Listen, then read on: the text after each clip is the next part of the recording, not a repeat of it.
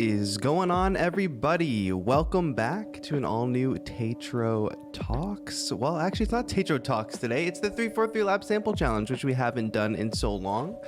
Welcome. Hello. I see some people filing it in chat. We have some amazing entries to look at today. Some people that took on flipping this sample that I'll play for you all in a minute. That is actually over on the 343 Labs Discord. If you are not yet a member of the 343 Labs Discord, the link is in the description. Check that out. It's totally free to join. It's a great collective of musicians, music producers from around the world. And it's all centered around 343 Labs, which is a great place to learn music production school based in New York, Berlin, and online. So if you want to be part of that community, we do these challenges every month. We give away awesome prizes. This month's challenge winner, we will choose a winner. We'll choose our favorite from today, and I'll have a guest judge with me in a moment. The winner will get a full 12-week course with 343 Labs, which these are really great courses for people that want to go like a step further. Like, I'm sure you all like watching my tutorials and videos, etc. But if you really want a class with a teacher where you get feedback, where you have classmates, like, this is for you. And somebody's gonna take home a free course coming up at the end of today's stream. So that's great. 343labs.com if you want more info on that, but at least join the Discord because we do these challenges every month. You can win cool prizes and you can also get feedback on your music, get it played on stream, etc. And I see some folks in chat already that I want to say hello to. Thank you all for being here. YT Brick Studios, hello. 343 Labs themselves in chat, amazing. Falguna, hello Falguna. Falguna is our first track that we're going to listen to today, actually. TI-80 Mark is here. Janelle Costa. My mom and dad are in the chat. Crazy. I Show Fire. Mika Silk. Sarah Roboski. Shout out to all the members in the chat. Brianna, hello. Just a quick heads up. This is Opal Rider / Faux Electro. I'm in chat, but I don't have access to my own account at work. Oh, okay. Welcome. Good to see you. Good to know who's here. Crafty Star, Uncle Acid, hello. I saw you submitted a track as well. Arnie, thank you for being here. Max Mariotti, thank you. Fred, I'm sorry if I'm missing people. It's hard to keep up with chat. I see Karina. I see Hale. Hello, everybody. Yagvik, J. Avril, thank you for being here. 77 Social as well. Yeah, so we're listening to some cool music today. So you know, 343 TV in general is back with this show today on Tuesdays, and we'll be back at the top of next month with a call-in show. And then also, what was I gonna say? Abe's show is back on Friday. Abe Duque, he does a really awesome show. And then John Selway does his Techno Saturdays on Saturdays. So tune in for those. Those are really great shows. And that's it. Should we start talking about some music? Oh, hey, Crafty Star. Thank you for joining the community. Welcome. Joseph McCaffrey in chat with a vengeance. Love to hear it. Okay, folks. Well, like I said, we have a guest, and let me lower my background music here because it's blasting in my ears.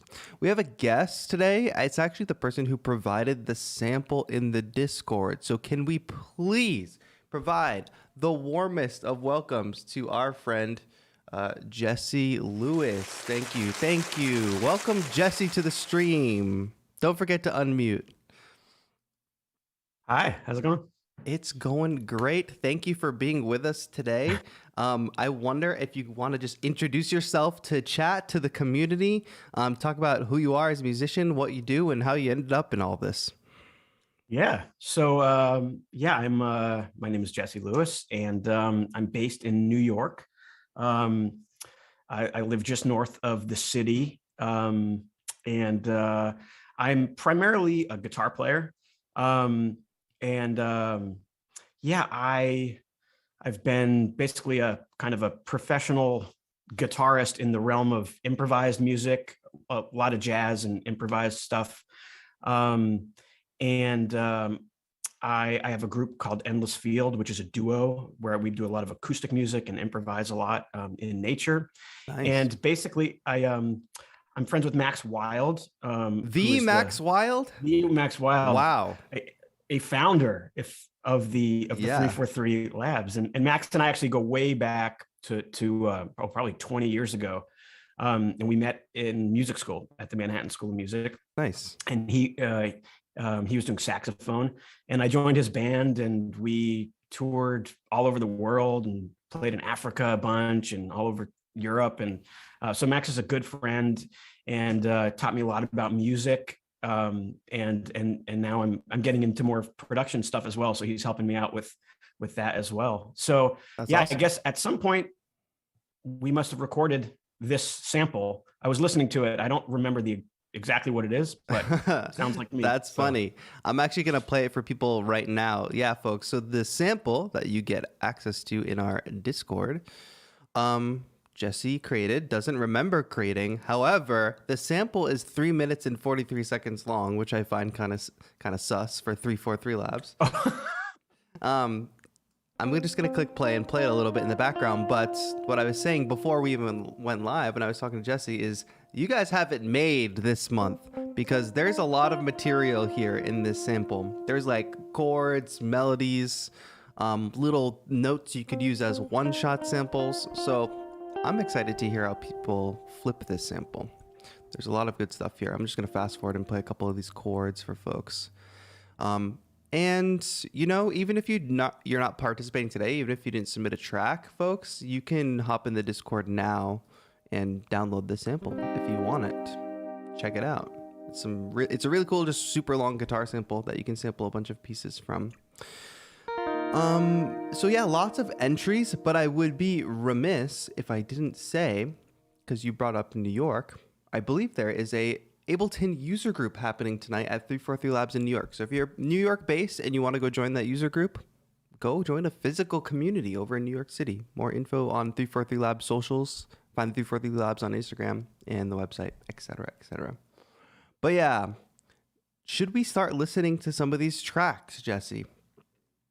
Yes, I think we have about 15 to listen to today, which is a really good number.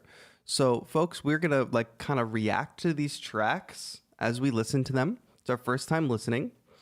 We're going to give a little bit of feedback and then we're going to go on to the next track. And as we go through them all, by the end, we will select our favorite. We'll go off screen a little bit, talk about our favorites, select one favorite to go home with the winning prize of the 12-week 343 Labs course. So yes, if you're just tuning in, thank you for coming in and saying hello. I see Radha. Thank you for being here. Can I ask music production and mixing related questions? Today, Radha, specifically, we're going to be listening to people's music, so we probably won't be able to answer questions like that. But if you tune into Abe's show on Friday or John's show on Saturday, they are always diving deep into some music production topics. Also, I'll be live on this channel on Thursday. So if you want to tune into my stream on Thursday, I'll answer more production-based questions. But Jesse, let's start with the first entry. So I'm opening it up here in a new tab.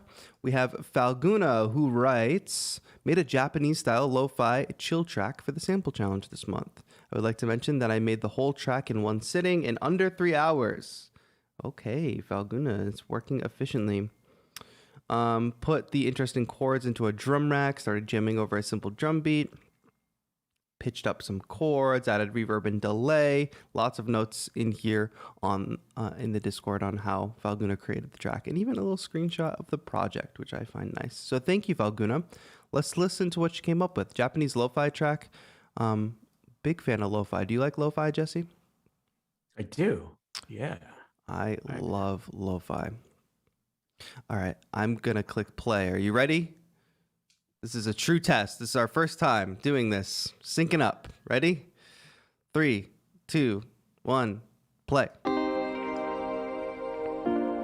Cool.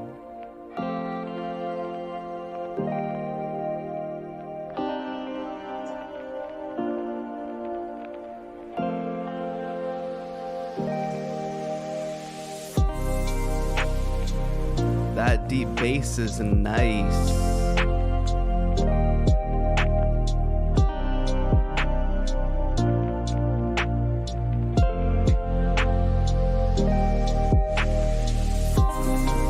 The chords sound really good pitched up.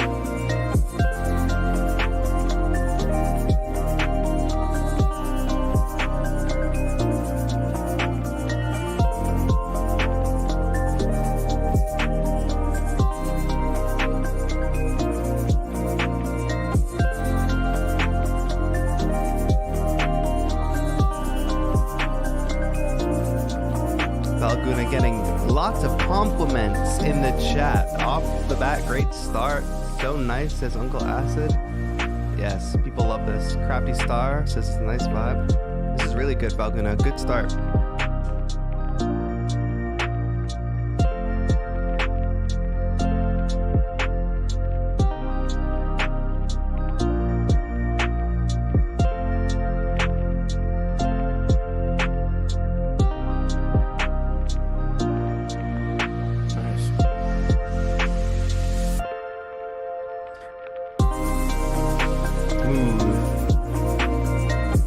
Muted back guitar in the background. Yeah, it drives it forward for sure. I don't remember if that I played that or if that's something else. It's you cool. Don't even remember if you played any of the sample. No.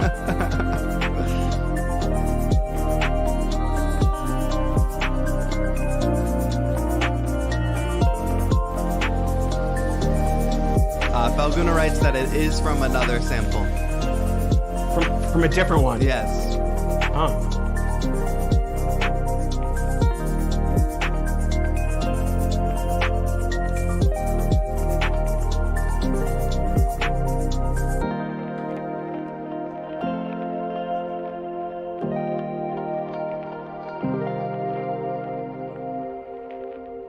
Really, really nice. I don't know. Beautiful. Do you listen to Tycho at all, Jesse? Do you know who Tycho is? I definitely recommend. Yeah.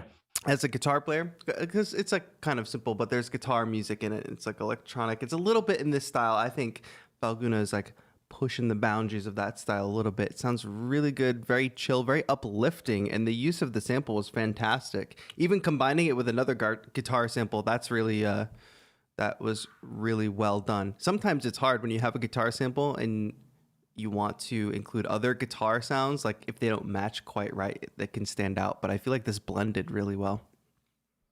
Yeah, I agree. It was a beautiful use of the sample. It really felt like it was a guitar. It was a guitar thing For sure. Like Falguna used like multiple samples and had the melody, like really cool high line and but not like over. It wasn't like, oh man, this is like too much guitar. It felt like really cool the way it was all mixed and stuff. And it wasn't too repetitive. Great use of space. Right. Yeah, like you said, the mix, like there were all these different guitar parts, the chords, the melodies, that palm muted part. Really well done. Really Crafty Star says it best, says beautifully crafted in chat. Yes. Yeah. And folks, let's not forget that if you hear a track that you like today, you can click follow on their respective pages. So go follow Falguna on SoundCloud. With a track like that, I say Falguna deserves way more than 36 followers, my friends. So please go follow, go give that track a like if you enjoyed it. That was a really strong start to the day. Great job, Falguna. Let's keep it moving. Let's keep on going. The next one, and chat and others can let me know if I skip a track, but I'll try not to. The next one is Uncle Acid. So the thing about this is we're going to hear all different genres, Jesse. I hope you're ready. All different genres, all different ability levels too, because everybody's on a different place in their journey, music production wise. And we like to just, give them as much constructive feedback as possible and just take that into account as we listen to everybody's track. Are you ready to listen to Uncle Acid's track? I am. All right. You open it up. Sure. Uncle Acid says, here's my submission for the January challenge. And like before, sounds except drums and the vocal crafted with Bitwig sampler from the sample provided. Great. So every sound we'll hear besides the vocal and the drums are created with the guitar sample. All right. Should we click play? All right. Let's do it in 3, 2, 1, go. Oh, Micron by Uncle Acid. Feels like we're in a car chase scene already.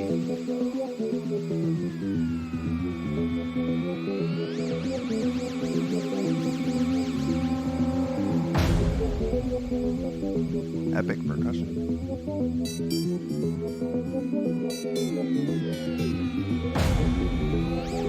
Uncle Acid, you're in the chat. Tell us a little more about the track while you're here.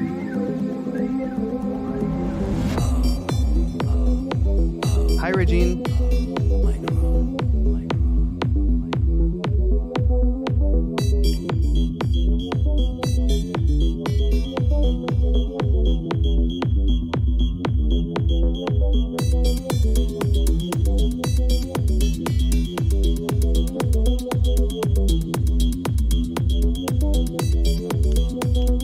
A different approach here, like a lot of granular sampling, so it's like not even recognizable, the original sample. Two opposite approaches here to open up. Right.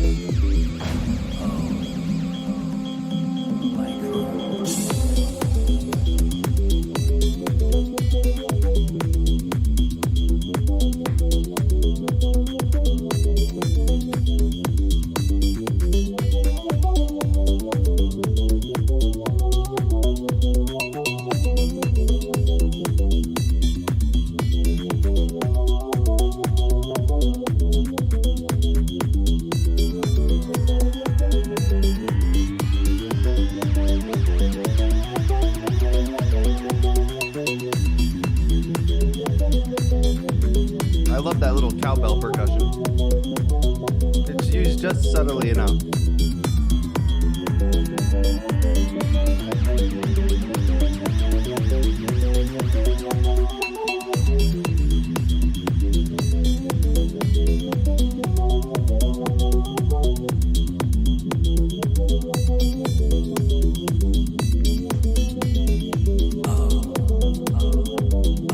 I wonder, Uncle Acid, is it your voice? That's what I want to know.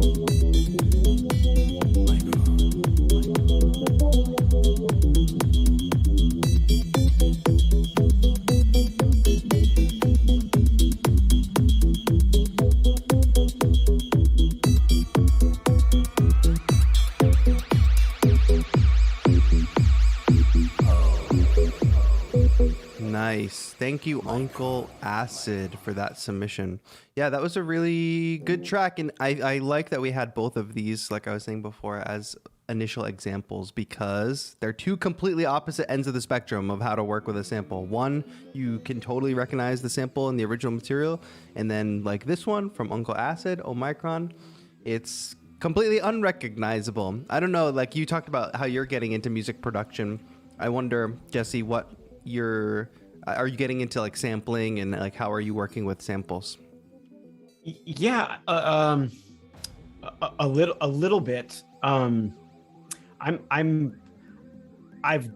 messed around with some stuff, but not. I'm really actually interested in what I heard there. So that first sound, which I would have guessed if I didn't know that this was a sample, would have sounded like some sort of a synth, right? That like, yeah, right? So sort of like with the frequency rolled off, right? Yeah. But that was that a guitar sample? I believe every single sound we heard that was not the drums, that was not the vocals, is the guitar sample. So wow, that's cool. Yeah, and it's done. There's a couple ways it's done. I saw Uncle Acid type in chat a couple times. One, using it as a wavetable inside of a wavetable synth. So you use the guitar sample as a wavetable. On the other way, that is most obvious, is granular synthesis. So like imagine the long guitar sample, but you just take like a millisecond or shorter of that sample, and it just gets like infinitely looped, but it's so short that it just sounds like a single tone.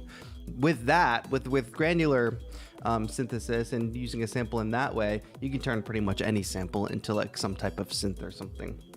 Yeah, that's so cool. Yeah, this was a great track, Uncle Acid. Thank you. The one piece of critical feedback I'll say is that initial bass sound. I really love that. People were saying like Matrix vibes, and for sure I hear that. I wanted the filter to open up though. I wanted to get like to be a dirty, distorted bass synth sound, but it always stayed like with the filter rolled off. So that was the one thing that I was anticipating. But nonetheless, this track put me in a trance. How about you, Jesse? Yeah, I really dug it. It was very cool. Awesome. Yeah. Thank you, Uncle Acid, for that submission. Let's keep it rolling here today. Look, everybody being so encouraging of each other in the chat. Love that. Faux Electro, who I know is in the chat under a different name. That is the next entry we have here. Finally get the chance to throw in my entry for the monthly challenge. Good luck to everyone. I look forward to hearing all the future submissions. Nice. Thank you, Faux Electro. So this track is called Disassociation, and it's over on YouTube. Or Dissociation. I can read, I promise. I got a lot more inspiration than I ever could have initially thought from listening to a few guitar doodles. All right, great. Let's listen to Faux Electro's track. You ready? Yes. All right. 3, 2, 1, play. Some reverse right off the bat. Go give Faux Electro a subscribe if you can, folks. Show some support.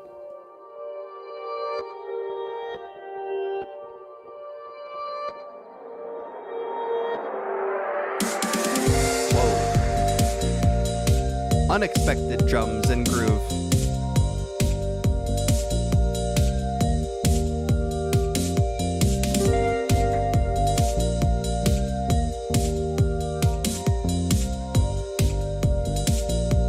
Little 6-bar phrase. Oh yeah.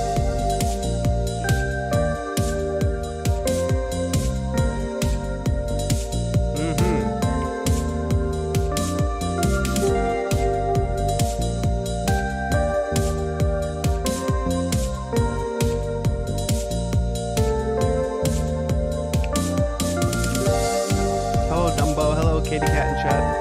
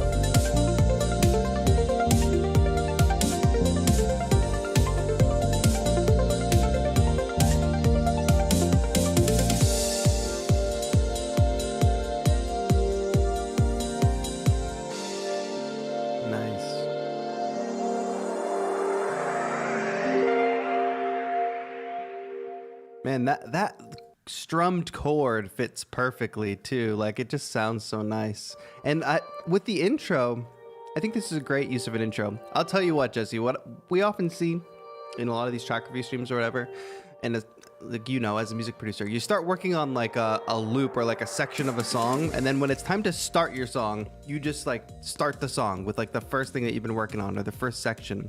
Very often we forget that we can add like something cool as an intro, like something cool that's like not exactly what we're going to hear for the next 2 minutes. And I think Faux Electro did a good job with those kind of reverse sounds at the beginning. And when the drums finally drop in and the groove starts happening, it's so satisfying when it actually drops in because that intro existed. Right. Yeah. Have a little anticipation, sort of set the mood, if you will. Exactly. How about that 6-bar phrase, though? I love that. I love that. It drives it forward. It like you anticipate it to be longer, but since it's shorter than you expect, it gives you more of a like a. It's anticipation. Yeah, I guess it like pushes you forward. Yeah, it's like the whole thing is very accessible. Like when you just listen to it, you know, there's. It feels right. It feels like you're not like, whoa, what's going on? Right. And, you know, but I love music that you know, has different kind of phrasing that may not be exactly what you expect, you know, because it's not, everything doesn't have to just be, you know, 4. Exactly. And like you said, I thought that was beautiful. Right. When it can do it in a subtle way, that's not like, oh, look at me, I'm using like a weird time signature or a weird phrasing. When it's more just subversive and like you just feel it instead of notice it, like that's the ultimate. Yeah. And I also rhythmically with this one liked, you know, when there was still that 6-bar phrase, but the arpeggiator came in at sort of like towards the end. It was on the like 16th notes. Yeah. I'm not sure, I'd have to listen to it again, but it felt like that the arpeggiator was doing some kind of phrase that was also playing against the 6. So it wasn't like one, like like you know, it was like maybe groups of 5 or something cool. Created like a little tension, but it was really nice.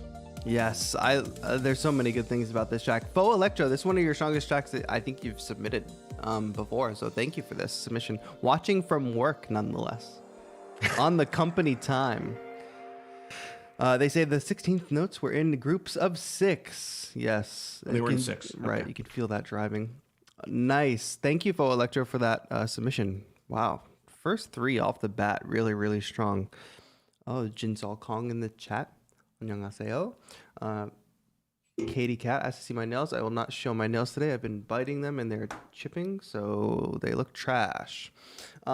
Next entry is by AJS. Do I have that right? Yes, I don't think I skipped anybody.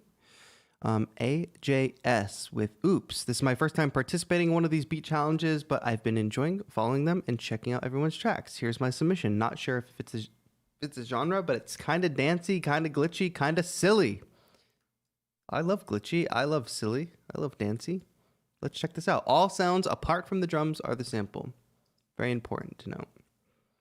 All right, we've got Oops loaded up.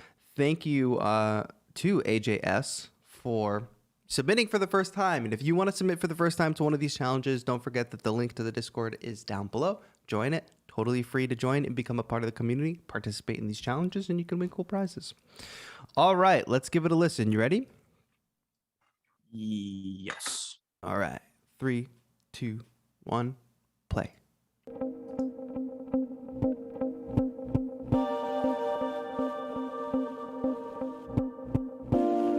I wonder if AJS is in the chat. If you are, say hi.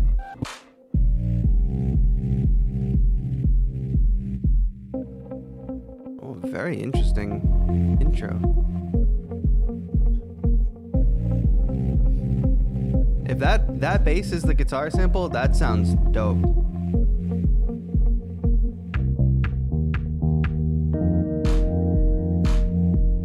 That clap is nice and wide too.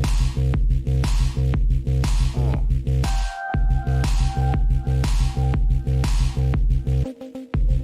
Nice.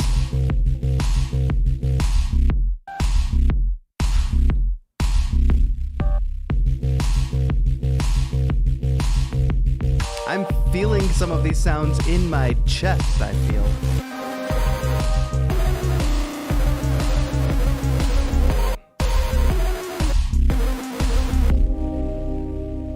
Whoa.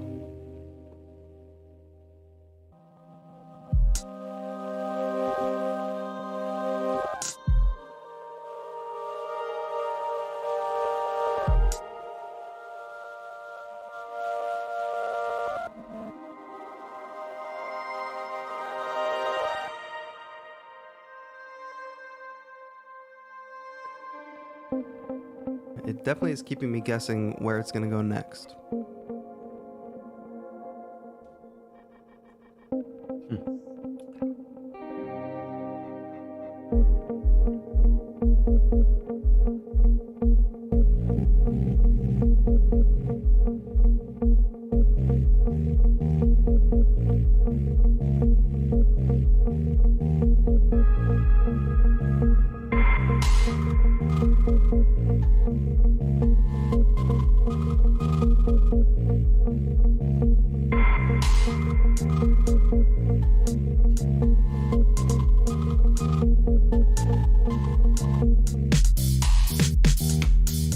Okay, sudden drum groove.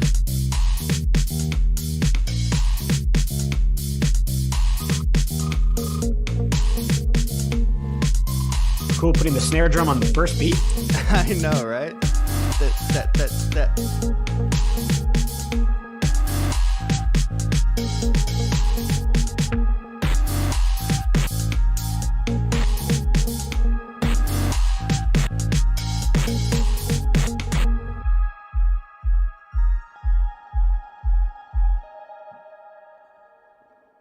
Wow. That was really, really cool. Especially coming back to the notion that AGS says, which is that all the sounds apart from the drums are from the sample.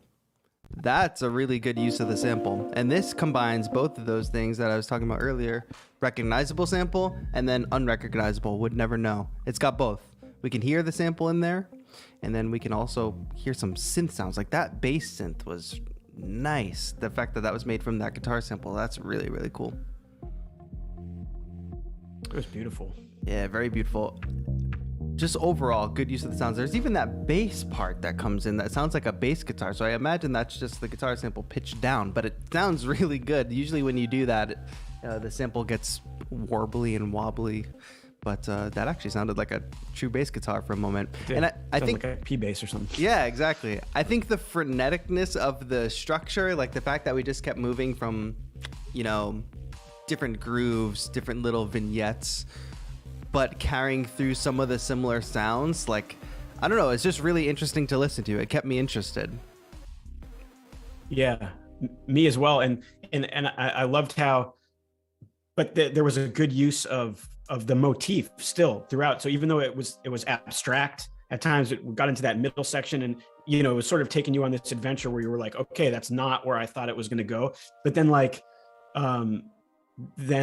they brought back, that little theme from the beginning, know? So it was like, there were these threads throughout the thing that even though it's abstract, it was cool.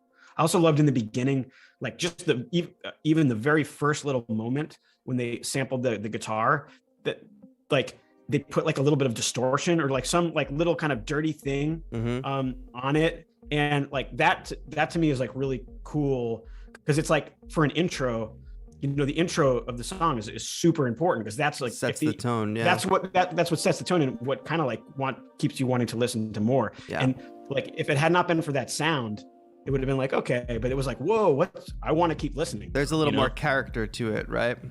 Yeah, for sure. And I think the point you brought up about like an abstract piece, but like still carrying through little bits and pieces of like theme, and because sometimes people tend to do like abstract pieces, or I just want to make something that's out there, and it's just like all over the place out there, and there's nothing to grab hold of. But I think even if when you want to go out there texturally or like sound design wise, or even structurally like this piece does, giving the listener just one little thing to hold on to is like really, really important. And it shows that you're like being intentional about like the through line through the whole piece. And I think that was executed really well by AJS. Wow, this is a great like first ever entry into the challenge. So AJS, shout out to you. Thank you for that. We hope to hear more from you in the future. And if you would like to share in the Discord more about your process for that, we would love to hear it, because those were some cool sounds. All right, let's keep things rolling here. The next one we have is right embedded there in the Discord. You see that? It's by Janelle. All we have to do is click play right in Discord. Janelle says, here's my entry for the challenge. I left the sample as is for the most part and worked around it, added extra guitar layers and vocal samples from Logic's library. Chill house vibes. Hope y'all like it. I like that. It's like we're flipping through radio stations, like we're just hitting the seek button, and it's just like we get a different station every time we push, different genre. That's the fun part. Ready to listen to this? Chill House Vibes by Janelle. Yeah. All right. Let's click play in 3, 2, 1, play.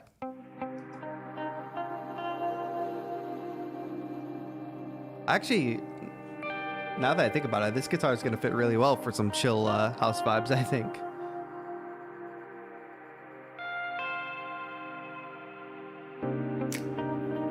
Hi, Piccolo Black in chat. Hi, Lau Arts.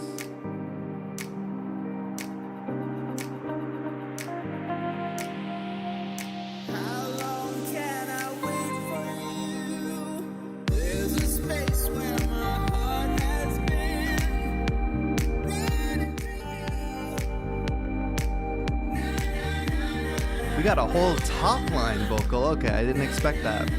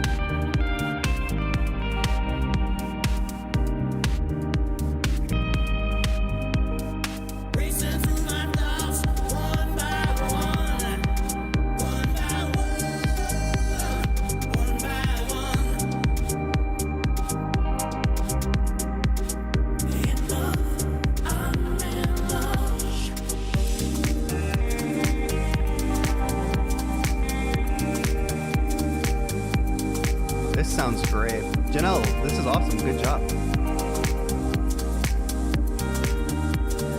I really like the way she EQ'd some of the guitar parts. Yeah. Make them super trebly and cutting the bass off. The reverbs are really nice too on the guitar. Yes. And the panning too. Right. Yeah. I want to talk about that.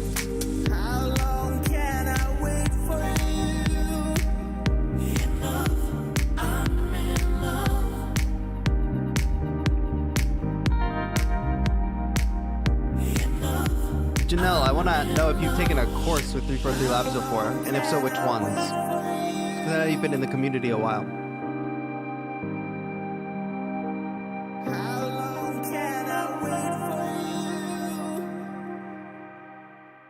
Yeah.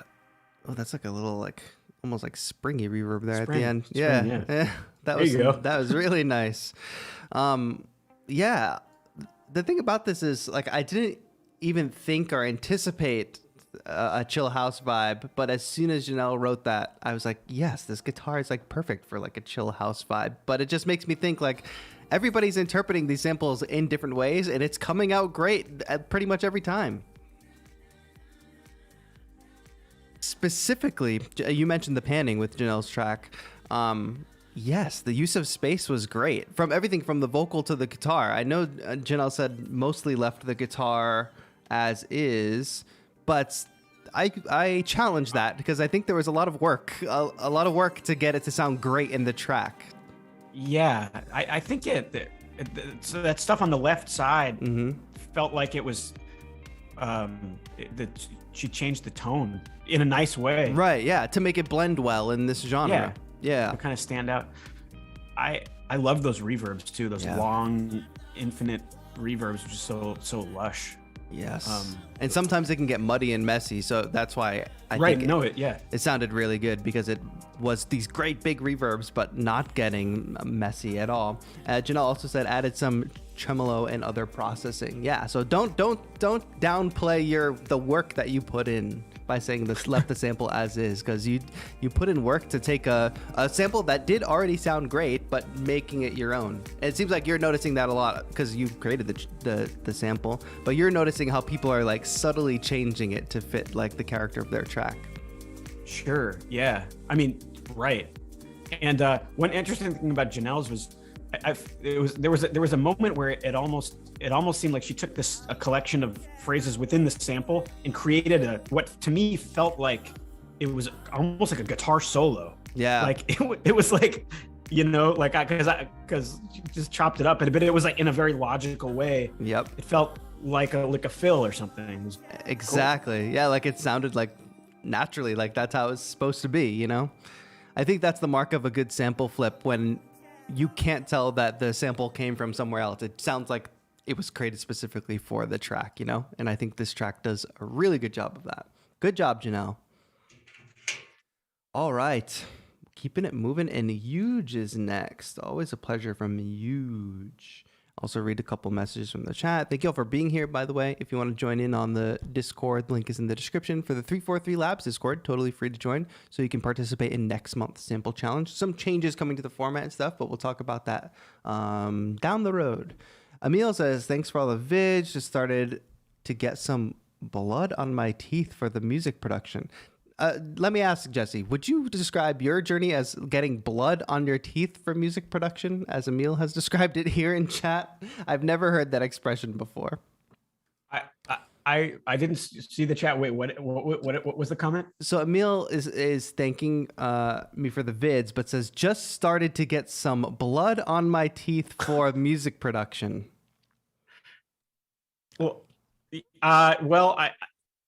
I mean, I'm not sure exactly what that means, but I feel like in a way I can relate because, you know, we were briefly talking about, you know, I just feel like the whole process for me is like, you know, you figure something out and then you get punched in the face and you get blood on your teeth. Yeah. You know, but it's like, but you're entering the ring. That's the point. You're entering the ring.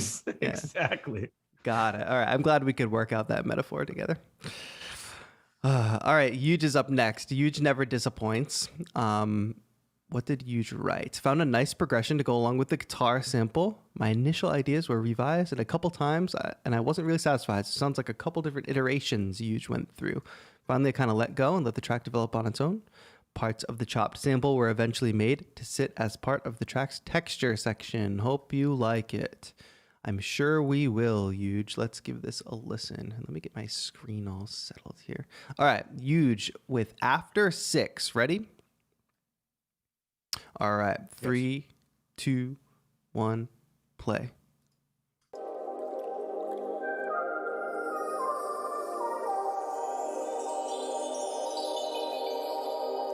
Magical vibes.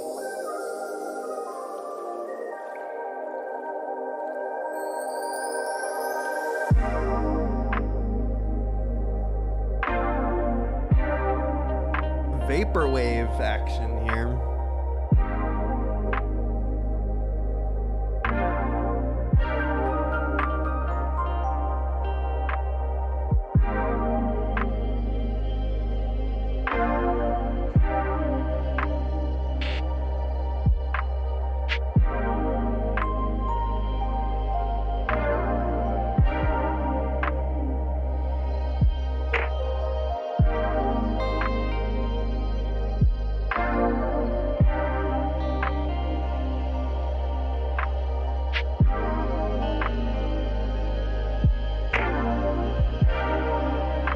I love the chord synth. That chord synth sounds so good.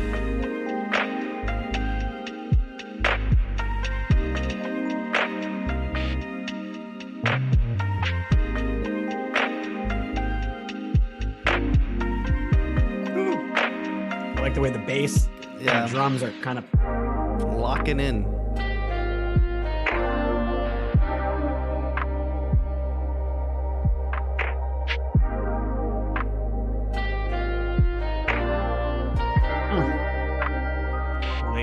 laid behind the beat.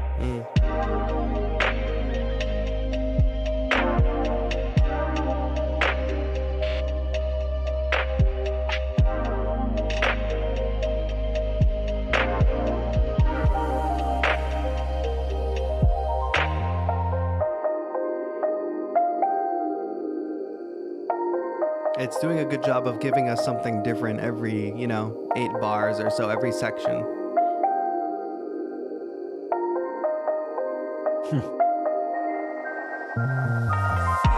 Really nice bass.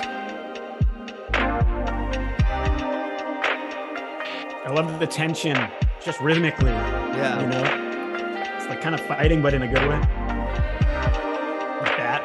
Like the little hi-hat like glitches and rolls. And then it like lays way behind the beat for a second, and then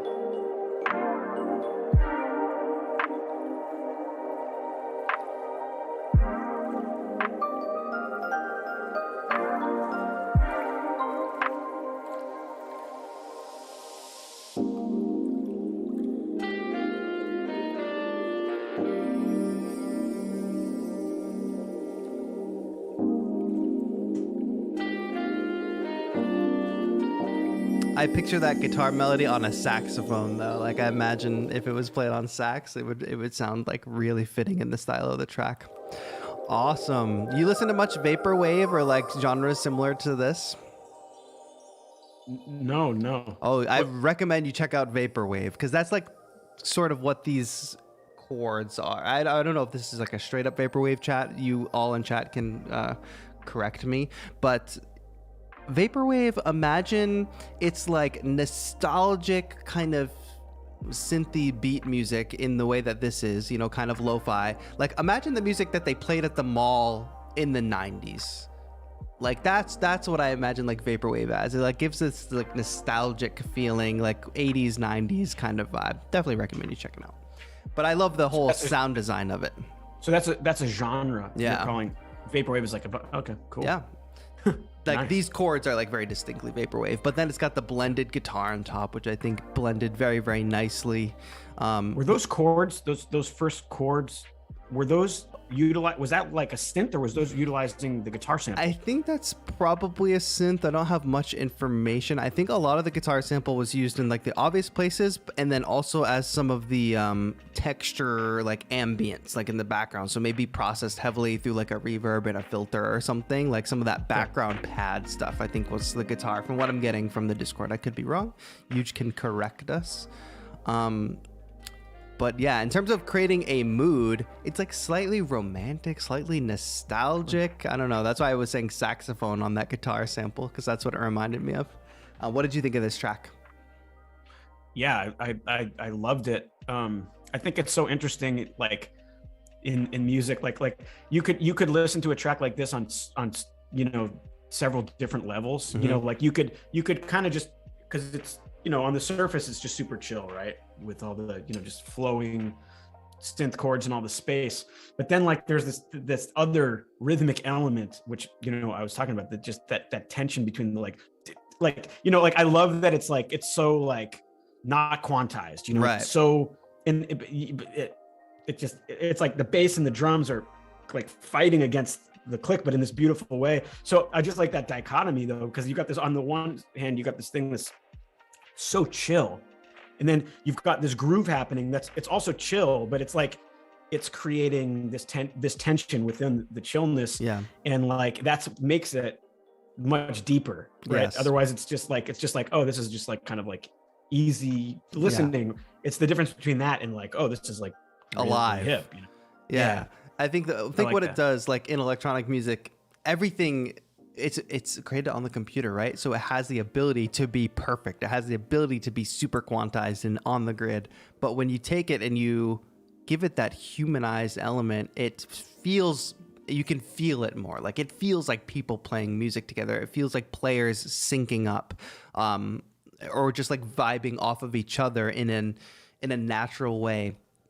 That makes it not seem so robotic. Like you said, like it's not just easy listening. Like there's some human element to this, and humans, what makes the human element? The flaws, right? That's what makes us human. And that coming through in music is very, very powerful.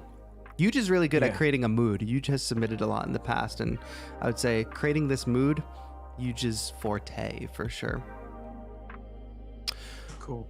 Awesome. Oh, Yuj is in the chat suddenly. Hello, Yuj. Says layered the sample also with other samples and processed it. First time hearing about vaporwave. We'll check that genre. Thanks everyone. All right, I guess I'm like, I can't be the only one. Oh, other people are mentioning vaporwave. Okay, I'm not alone. I didn't make it up, I promise. But yes, folks, if you like that track, check out the vaporwave genre in general. Okay, let's keep it rolling because we got more to listen to. That was a good slow jam, as AJS said in the chat. All right, the next one, another first submission from Maxoudnia. I hope I'm saying it right. I'm sure I'm not. I've been trying to produce since last Black Friday sale, and I was able to afford Ableton. Since a few years, I started playing on Tractor controller, later started playing on vinyls, in love with techno music for a couple years.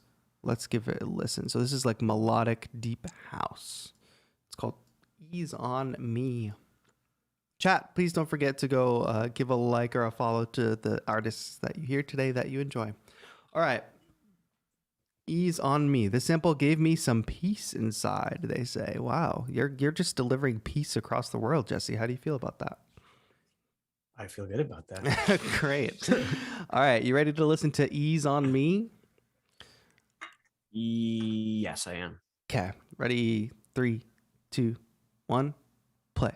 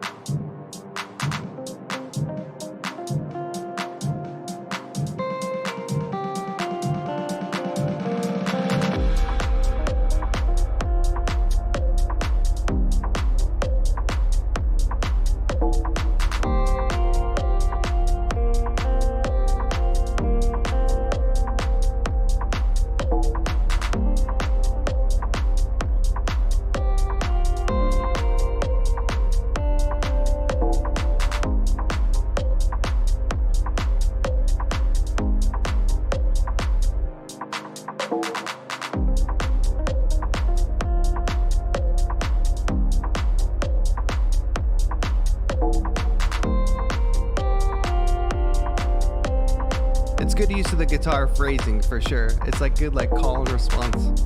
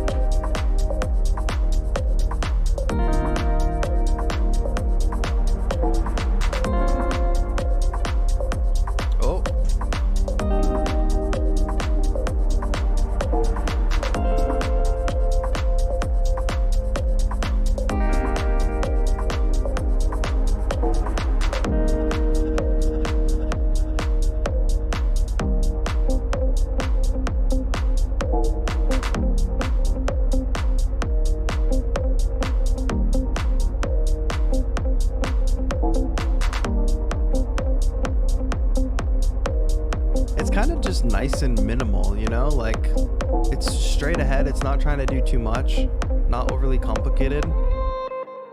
Oh, that was a little cool thing at the end there with the little reverse guitar. I wish there was more of that. I wish like it was simple and it was minimal, but I wish it did a little more, like one step further. Like the guitar sounded great, and I think it sounds like the guitar belongs in this track. But it's a straight ahead kind of.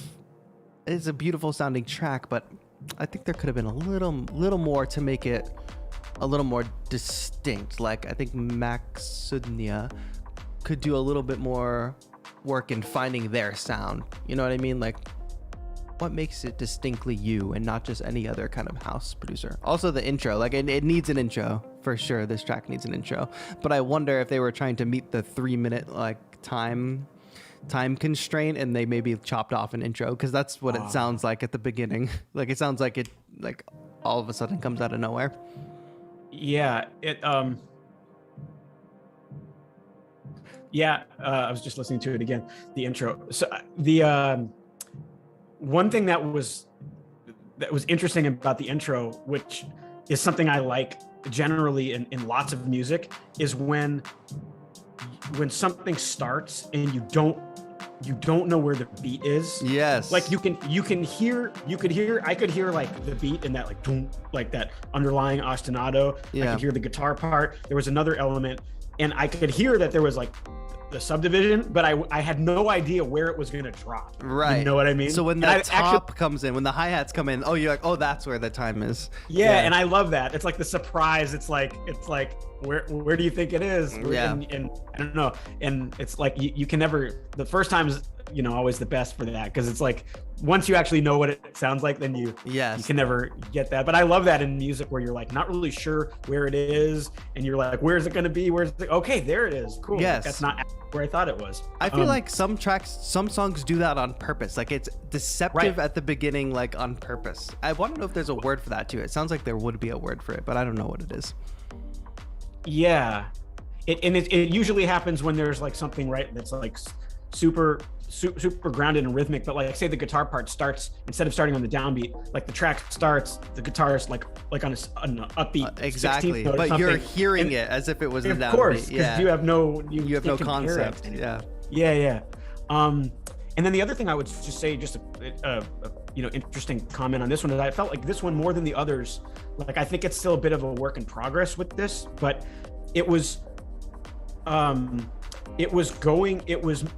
harmonically, it was trying to go to a lot more places than the other tracks. Like so far the other ones, not all, but have been kind of rooted around like a 2 or a 4 bar chord progression, and then they go on other trips. But this one kind of like was almost through composed, in the sense that like it sort of started here and it went to the end, and it kept modulating to major chords and minor chords. Right. And, it was like, whoa, okay. And I also thought it was cool, like Maxoudnia like tried to like put some of those guitar chords, but like harmonize them with the right like keyboard chords. It was just interesting, you know? Yeah. It's like, I don't know, the way they describe like their experience, it seems like they've been into it for a little bit, but they're still kind of learning. And it seems like that, I don't want to say like they didn't exactly know what they're doing, but in that, trying to take a sample with these semi-complex chords and match it up with a track that you're making is kind of hard. And it can result in beautiful sounds, or it can result in like horrible sounds. And luckily here, or maybe it's not luck, who can say, it resulted in kind of beautiful sounds. Because you're right, towards the end it just kind of kept opening up, like there would be a chord, and then when the next chord came, it like opened up slightly more, and like it started getting just more interesting harmonically as it went on, but then came back home eventually.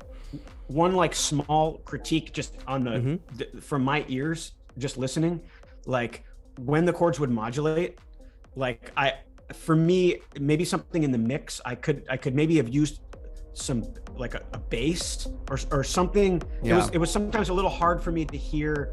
I could tell the tonality was changing, but for some reason it was a little hard to always hear it. So maybe something to ground that harmonic bass. Yeah, I don't know. Yeah, there was like a little like housey kind of bass that only came in like incidentally, like a couple little hits. It was almost used as like a percussion instrument, but never quite. There's not like a solid bass groove. I hear a little bit of sub, but I think that's coming from the kick. So yeah, no grounding harmonically from a bass. So that's a good critique. I think that's valid. Yeah. Let's keep it rolling. Lots of good tracks. Hello, Music End in chat. Hello, One Board Guy. I know you want to ask a off-topic question, but we're probably going to focus on the tracks today. If you want to come to Thursday's stream and ask some questions, we'll be here, or I'll be here as well. So let's keep it moving. We have Nikki up next. Here's my challenge submission. I haven't been producing for very long, but I did my best. It was super fun. All right, Nikki, you did your best. Let's hear it. I'm glad we're getting some first-time submissions and some folks that are new to production. It's always good to hear people at different parts of their journey. All right, ready to listen to Nikki Bond's track? Nostalgia for Nothing, it's called. Trip Hop, tagged. All right, let's hear it in 3, 2, 1, play.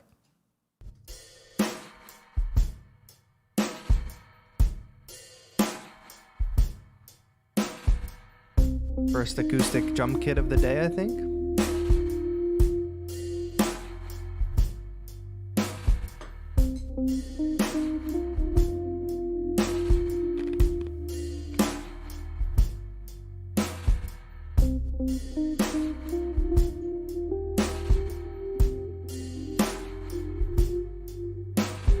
That's cool.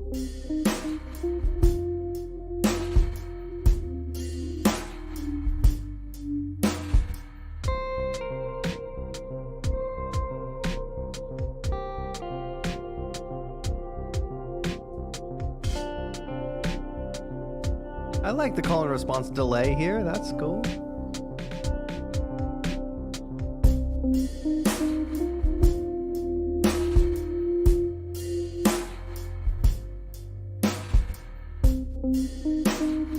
There's a nice warm guitar sound versus the other higher, more high end sounds. Cool. Right.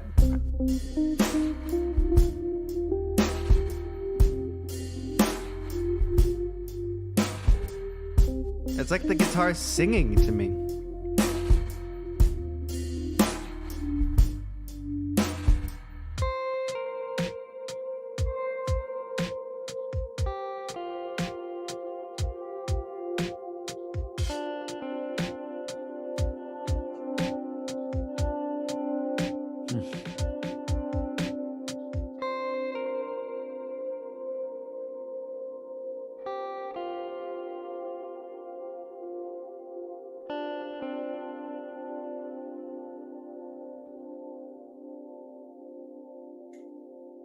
I'd love to sample that little tail at the end. That little ambient tail of the guitar sounds really nice. You know what's risky in a track is having those. Oh, I have another random track playing suddenly. It's switching a drum kit for different sections. That's risky. And normally I would say sounds bad, but it doesn't sound bad here. I don't think. Like, I think what it did, the sections, right? It was like clearly like A B structurally. I think it sounded pretty good. Like, it didn't sound totally off switching drum kits. I don't know what you thought of that. I dug it. I don't. It's funny. Did it happen? Did the drum kit switch on both of the B sections? I couldn't remember. I noticed it for sure the second time. I was like, whoa, and I was like, that's cool. Like, it was kind of hip. Yeah, I think it did switch for both sections. Yeah, I think the A B structure is pretty strict. Like the sections kind of stayed the same each time they came in. The drums swapped out. I liked it. Yeah, I like that switch. I think it right. Yeah, I know what you mean. I mean, it would be weirder if it was like, because they were so different. Mm-hmm. You know, it was like this acoustic drum vibe, and then it went to like the electric drums. Like, if it was swapping out maybe two acoustic, like true. I don't know. I guess that probably does contribute to it, because it's not like it's trying to be the same. It's very obviously trying to be different, and so you can tell it's sort of self-aware. And I think the thing that also makes it work is just the continuity of the guitar. So like, even though the sections change, the guitar is the through line through the whole thing, because even in that B section we get a little synthy kind of thing in the background too. It's almost like a synth bass in there, which I really liked the introduction of. It was really very nice. I think the one thing, tiny mixing critical feedback, is that the acoustic drum kit sounded a bit loud in comparison to the guitar and everything else happening in the track. So I just checked that. And then I think what would take this track to the next level is at the end, instead of just kind of trailing off, doing the A B thing, but then bringing it all back for one final section that somehow combines the elements of both the A and B section. Like, maybe it's even the B section with that acoustic drum kit, or it combines the guitar lines somehow. Like, because the B section has this higher guitar line, while the A section has this kind of lower guitar line. I think they could be combined in a smart way where it's not too busy. Like, I'm always talking about like evolution of the Pokemon, right? Like, it just like keeps evolving. You want like the end of your track to be the Charizard, to the beginning being the Charmander, you know? Just how do we combine all the parts to make something new at the end? I don't know, just a thought. But Nikki Bond saying, haven't been producing for very long, but you did your best. Good job, Nikki Bond. This does sound great. Keep going. I find that a lot of times when we get people that haven't been producing for a while, or like beginners, sometimes they try to do like too much and it gets like overly complex and they don't know enough about what they're doing, so that it kind of starts to clash. But when somebody's just starting out and they do something like this, and it's just like very simple, very nice sounding, and actually somebody in chat, their name is Wagabutt, very good name, they said, whoever produced that appreciates space and time. I think that's the hardest thing as a beginner. You don't want to throw everything at the wall. That's our like first instinct, is just to throw everything but in the kitchen sink. But giving yourself some time, limitation, like not doing everything that is possible at once, and just showing restraint, I guess, is what I'm trying to say. Yeah, and also the fact that there was such an identifiable form is just a really good thing. Like, I can sing. I still remember this song. I can sing it. Right. You know, and it like makes sense. It's like you can understand what's happening. So, you know, I mean, you can learn more, right? We can all learn more and add different sophistication, but it's hard to learn, you know, the basic tools of how do you create like a catchy melody? How do you understand form? And I felt like this song really exhibited that for sure well. So yeah, some simple fundamentals can take you a long way in music, for sure. Yeah. All right, continuing on. Let me just scroll and see how many more we have. We have a handful more. They were coming in hot as early as this morning. All right, the next one is Yeti Beats. I just started learning production and still finding my sound. Wanted to try to make a drum and bass track. Nice. As usual, we're changing the radio station and we're flipping to something completely different. All right, we got this over on YouTube. You got that ready to go? Yes. All right, let's give it a listen. In 3, 2, 1, play.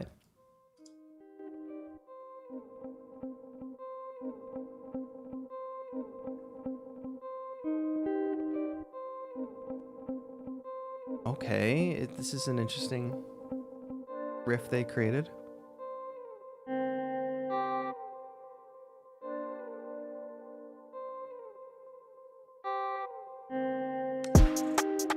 Oh.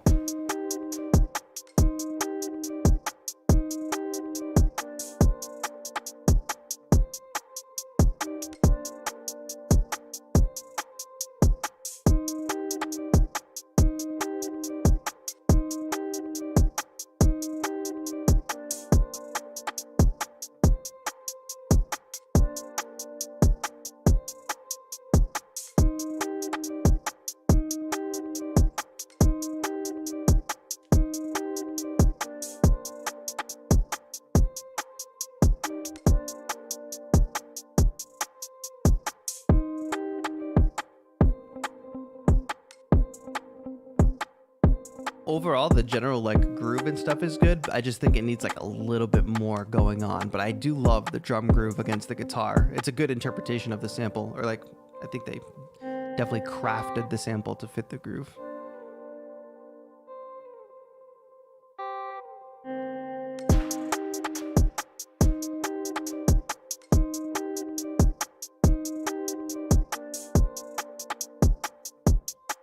I want to hear some bass or something. Exactly, that's what I'm waiting for. Boom, boom, boom, boom. Like a little bit of bass would have been really good.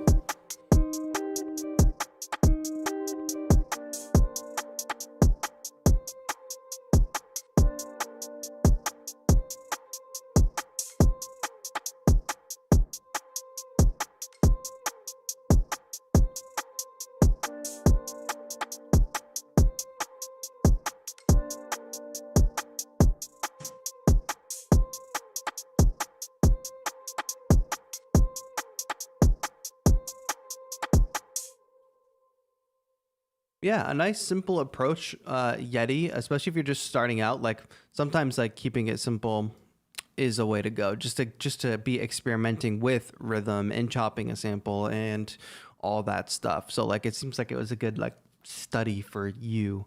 And overall, I do like doing this as a drum and bass groove.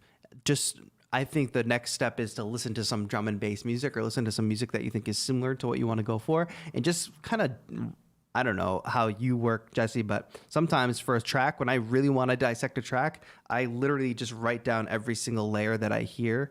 So when I go to recreate something similar, I can recreate each layer. Like I'm not just leaving it to my brain and remembering. Mm-hmm. Yeah, I feel like the, you know, like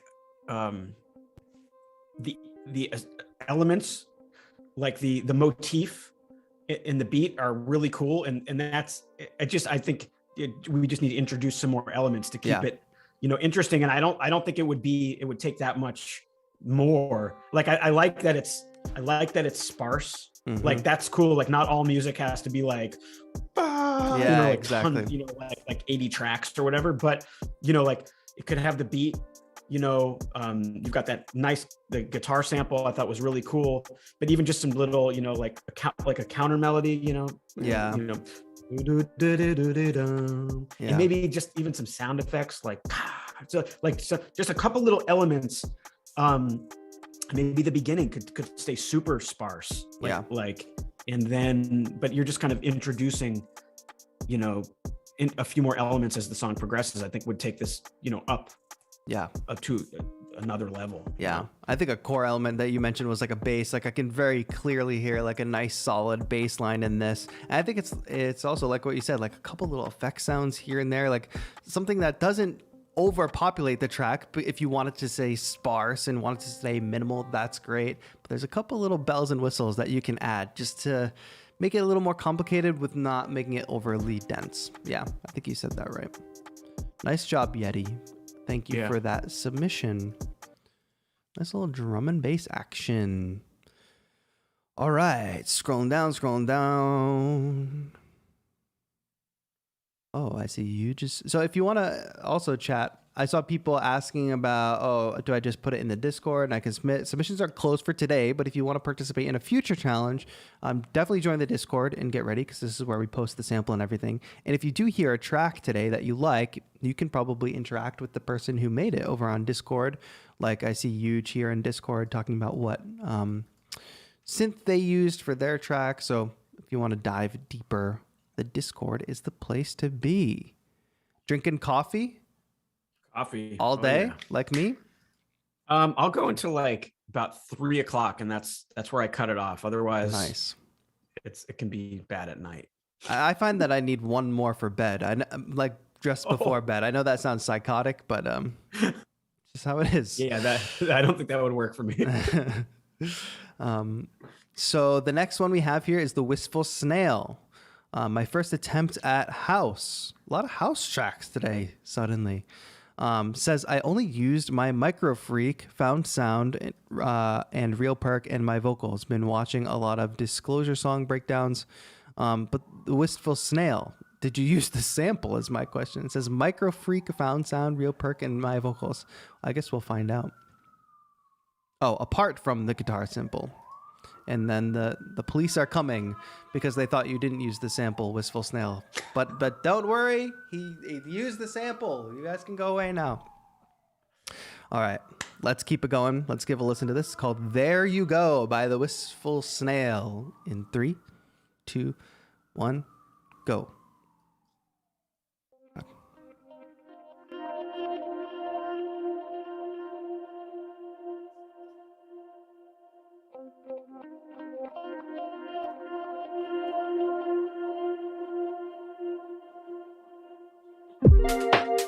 Oh.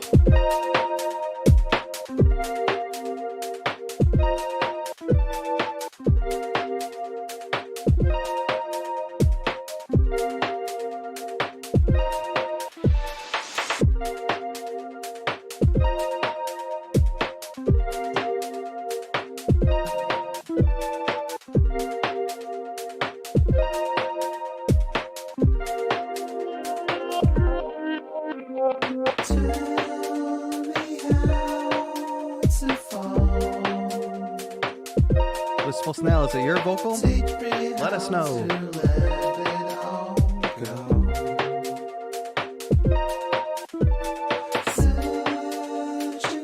I love that, just one bass note. Yeah. Don't just.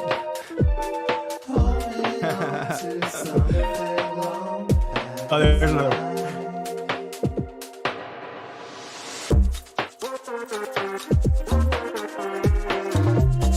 Here's a little more bass for you.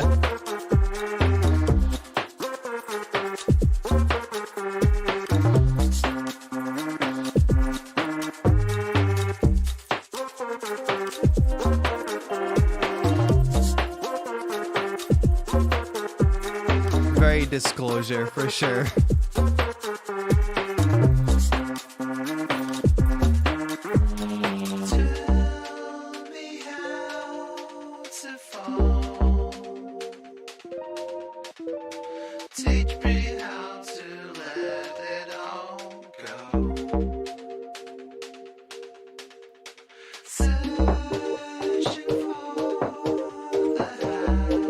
Good filtered drum situation, or even the synth is filtered.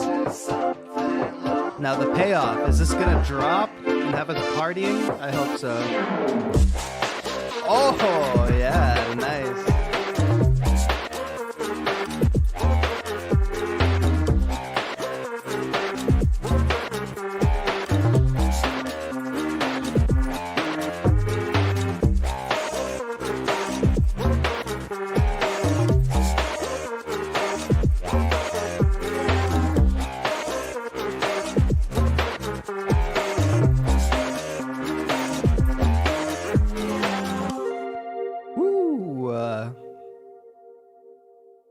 Well, this track evolved beyond what I thought it was going to from the beginning. It was definitely a cool. First of all, you open up with like chopping those chords when that groove drops, and it kind of goes out of like being super diatonic, which I think is cool because it's like transposing those chord samples, which is always fun. And then I can for sure hear the Disclosure influence. I don't know if you listen to much Disclosure, Jesse, or if you know any tunes. There's that old Sam Smith song called Latch, which is like, it's technically a Disclosure song, but that's probably the most popular reference point. But yeah, that bass is like very distinctly Disclosure.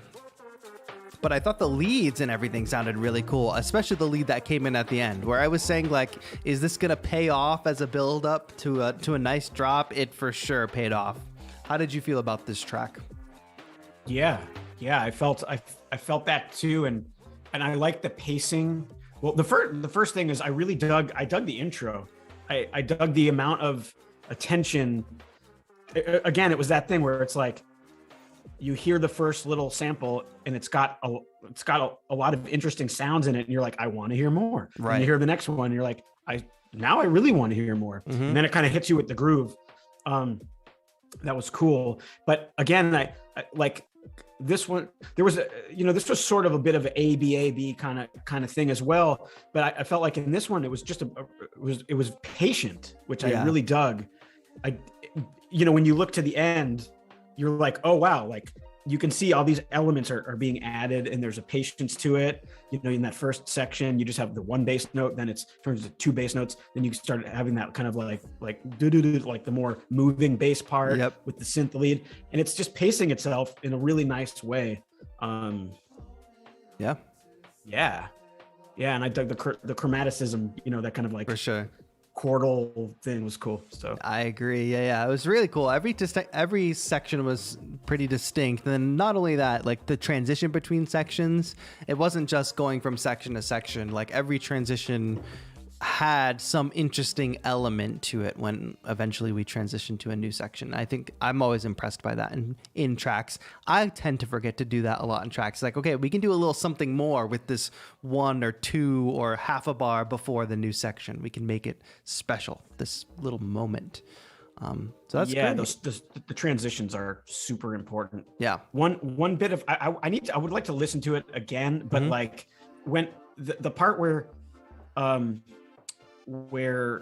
they were having the bass was much more moving. That felt like it was maybe performed live. Totally. I was feeling a little off rhythmically in occasion. Yeah, like I feel like there maybe just like a little attention to moving around a couple of those notes. I liked that it was live. Yeah. You know what I mean? But like it felt a little like it maybe just like might want to like just listen to that one more time and tweak a note, move a note a little, tighten it a little bit. Doesn't have to be completely on the grid, but just a little tightening would do. I felt that at the end as well with the bass line. It was super cool. Yeah, super cool. Nice. Thank you, Wistful Snail. All right. Next up, we have Karina. Karina was talking about being nervous in chat. I hope Karina's not too nervous. The track is called California Morning. How appropriate. Where is it? Here it is. All right, California Morning by Karina, a regular in chat for sure. So let's hype up Karina if we can. And let's give this a listen. Ready? Yes. All right. Clicking play in 3, 2, 1, go.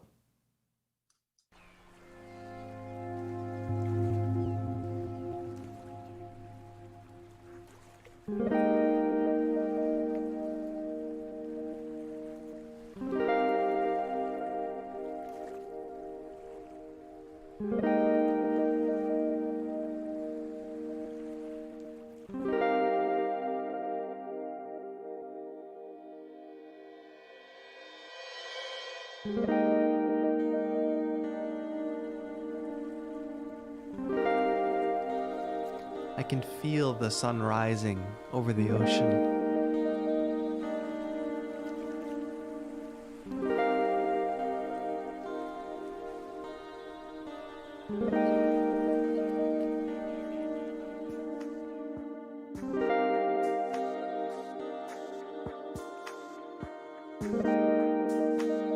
I like where she put that distant guitar. So it feels like it's back there. Yeah.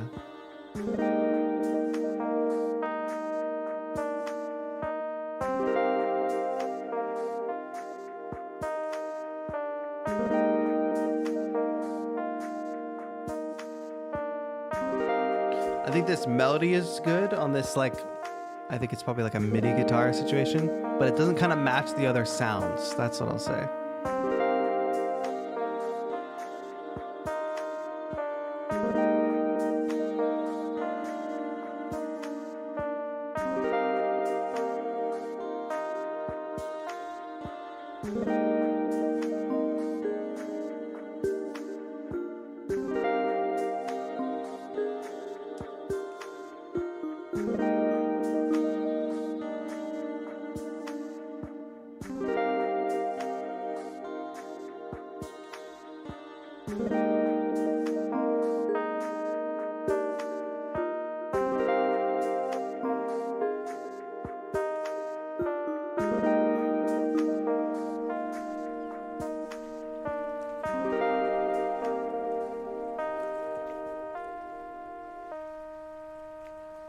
Cool. And good use of the ocean sample at the end.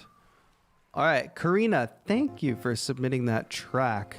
Overall, I'll say the stage that gets set at the beginning is like absolutely beautiful. Like it sets like this really, really nice mood, and it uses the chords in a way that sets up a progression that I don't think we've heard yet today.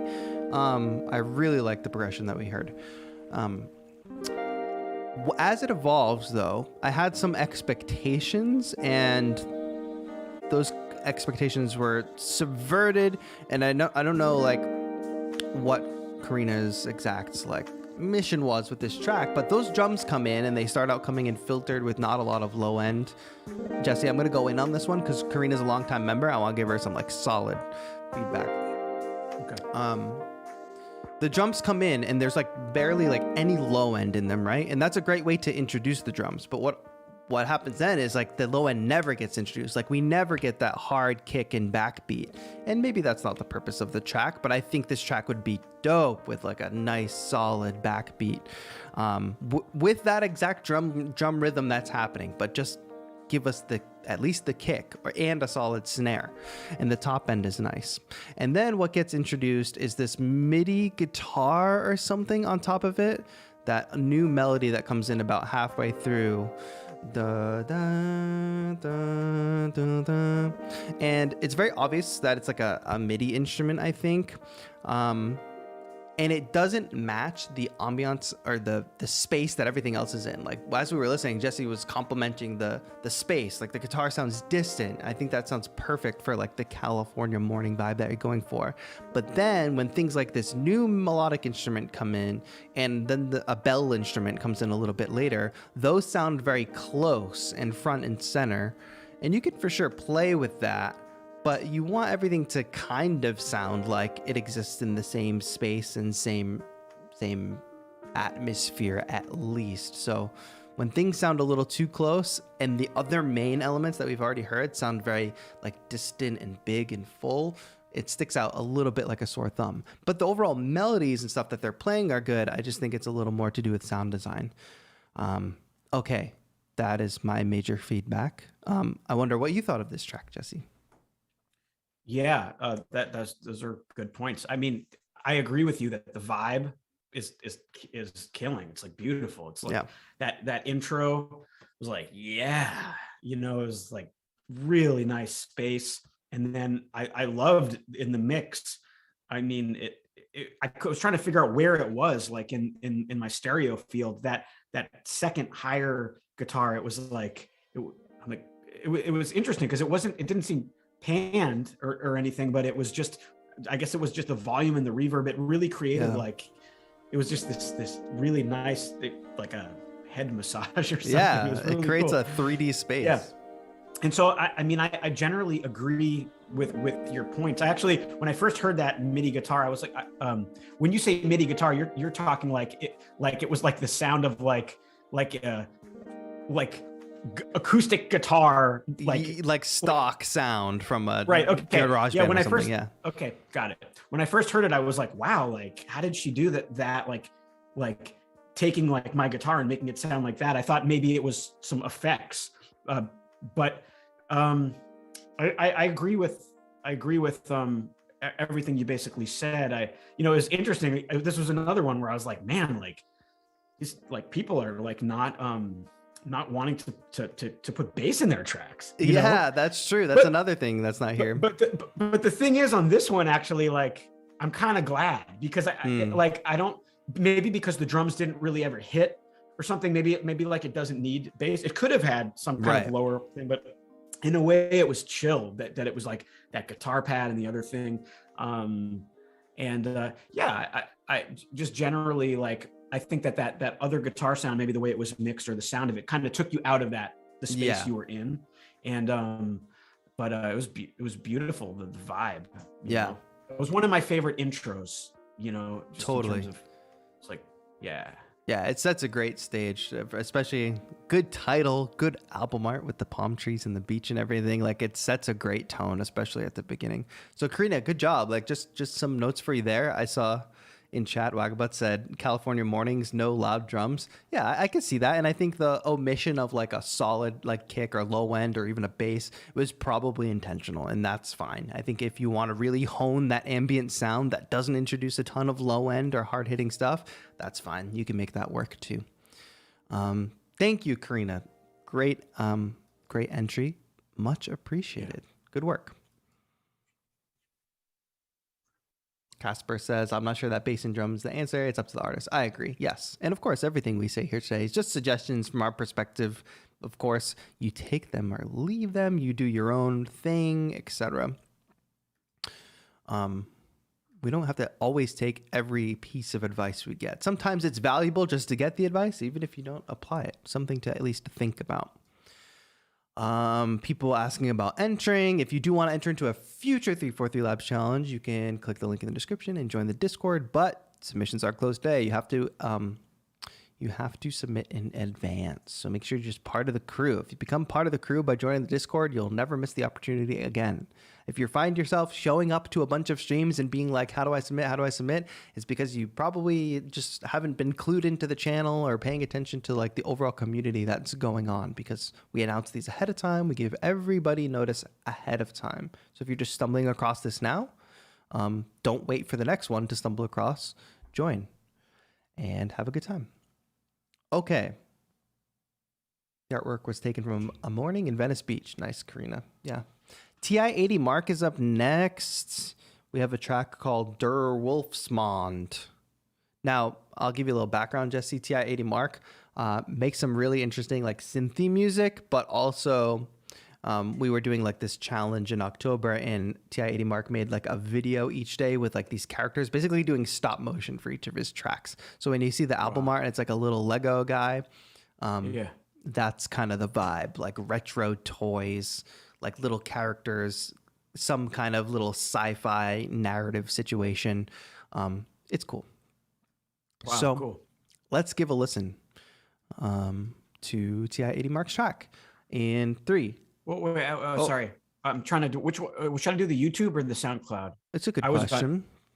I didn't realize there was 2. I have the SoundCloud opened because the audio sounds better on SoundCloud. Now, actually, I want to do the YouTube video because I think there's a visual element. Yeah, there's a visual element. So we're going to do the YouTube. I know TI-80 Mark wrote something in the Discord about audio. I guarantee I'm not going to hear the difference in the audio versions. But peace and love. I'd rather see the visuals than whatever minor differences there could be in audio quality. All right, let's listen. So YouTube version. Okay. All right, let's click play in 3, 2, 1, go.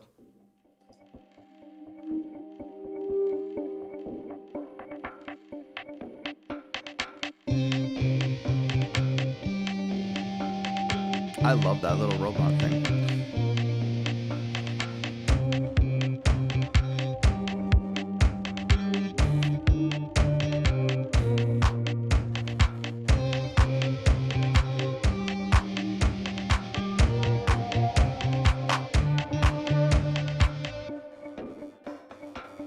Dun, dun, dun, dun, dun. Nice.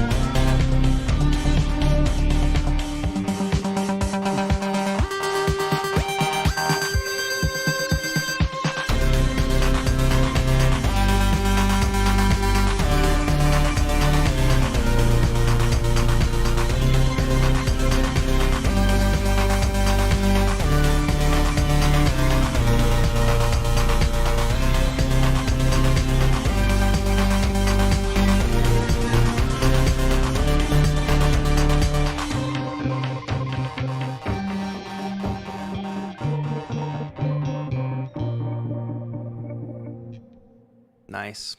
Very strong use of theme. Dun, dun, dun, dun, dun. That happening like in the bass basically earlier, and then going hard on the synth later. It dropped hard for sure, but now, Jesse, you have to explain the narrative of what we just watched. I actually it was really cool. I actually sort of stopped. I realized I was getting so into that I was kind of not focused on the music. Yeah, so I was like, I need to just listen for a second. Exactly. Yeah. No, I like the whole thing as like an audio visual experience, and shout out to TI-80 Mark for doing that. I think that's always cool. It's just like just set yourself apart from like others. I think in just putting in the little extra thing, and I think TI-80 Mark has a lot of fun doing this, and that is like the most majorly important thing. I love it as sort of like, I think the whole idea of like the toys and the sounds that are used, like it's so fitting. Like it sounds like this music was created in this sort of like toy world. Like if there was a TV version of this would absolutely be like a fitting soundtrack, you know? TI-80 Mark says, making these brings joy to my life. Yes. And I think you can tell that comes through the music. Like it just sounds fun.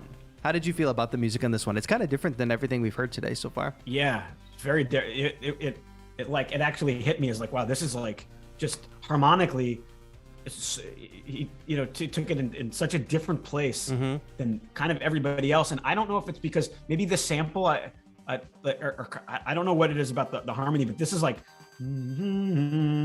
this feels like super like minor and kind of like almost orchestral, even though there's no orchestral instruments. Yeah, all those unisons, like ba, ba, ba, da, da. It's just like, whoa. Yes, it's really cool. Really cool. Yeah.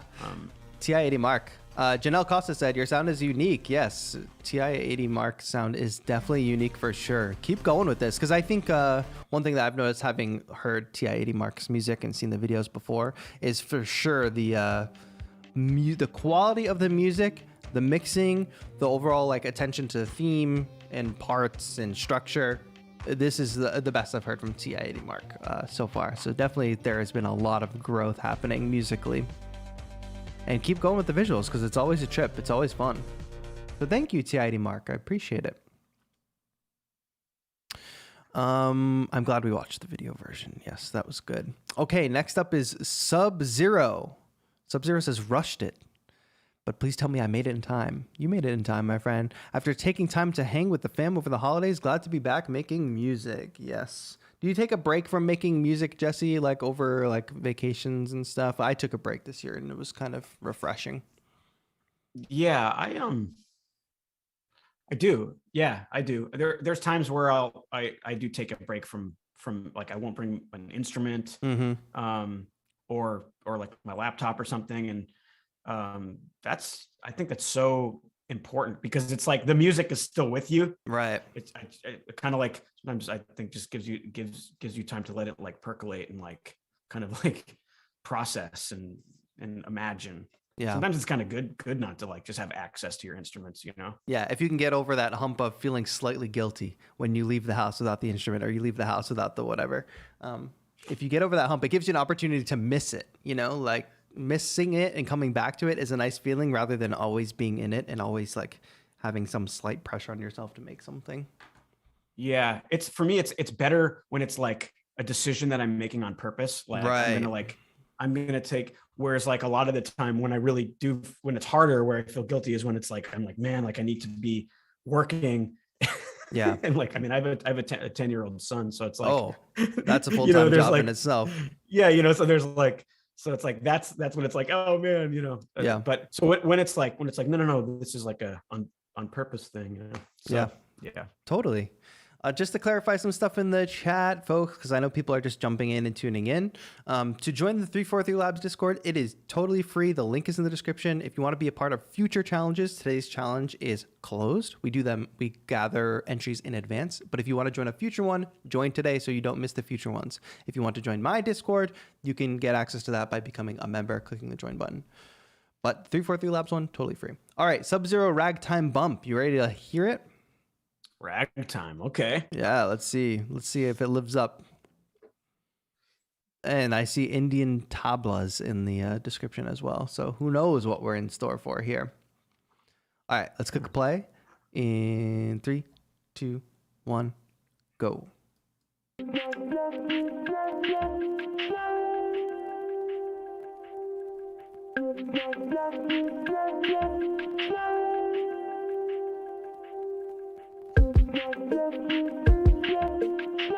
Hello, Wiley Audio Productions in chat. Hello, Anjeru.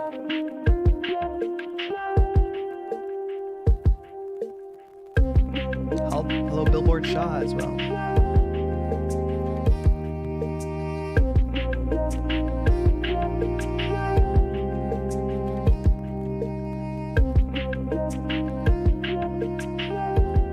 This is the saxophone I wanted.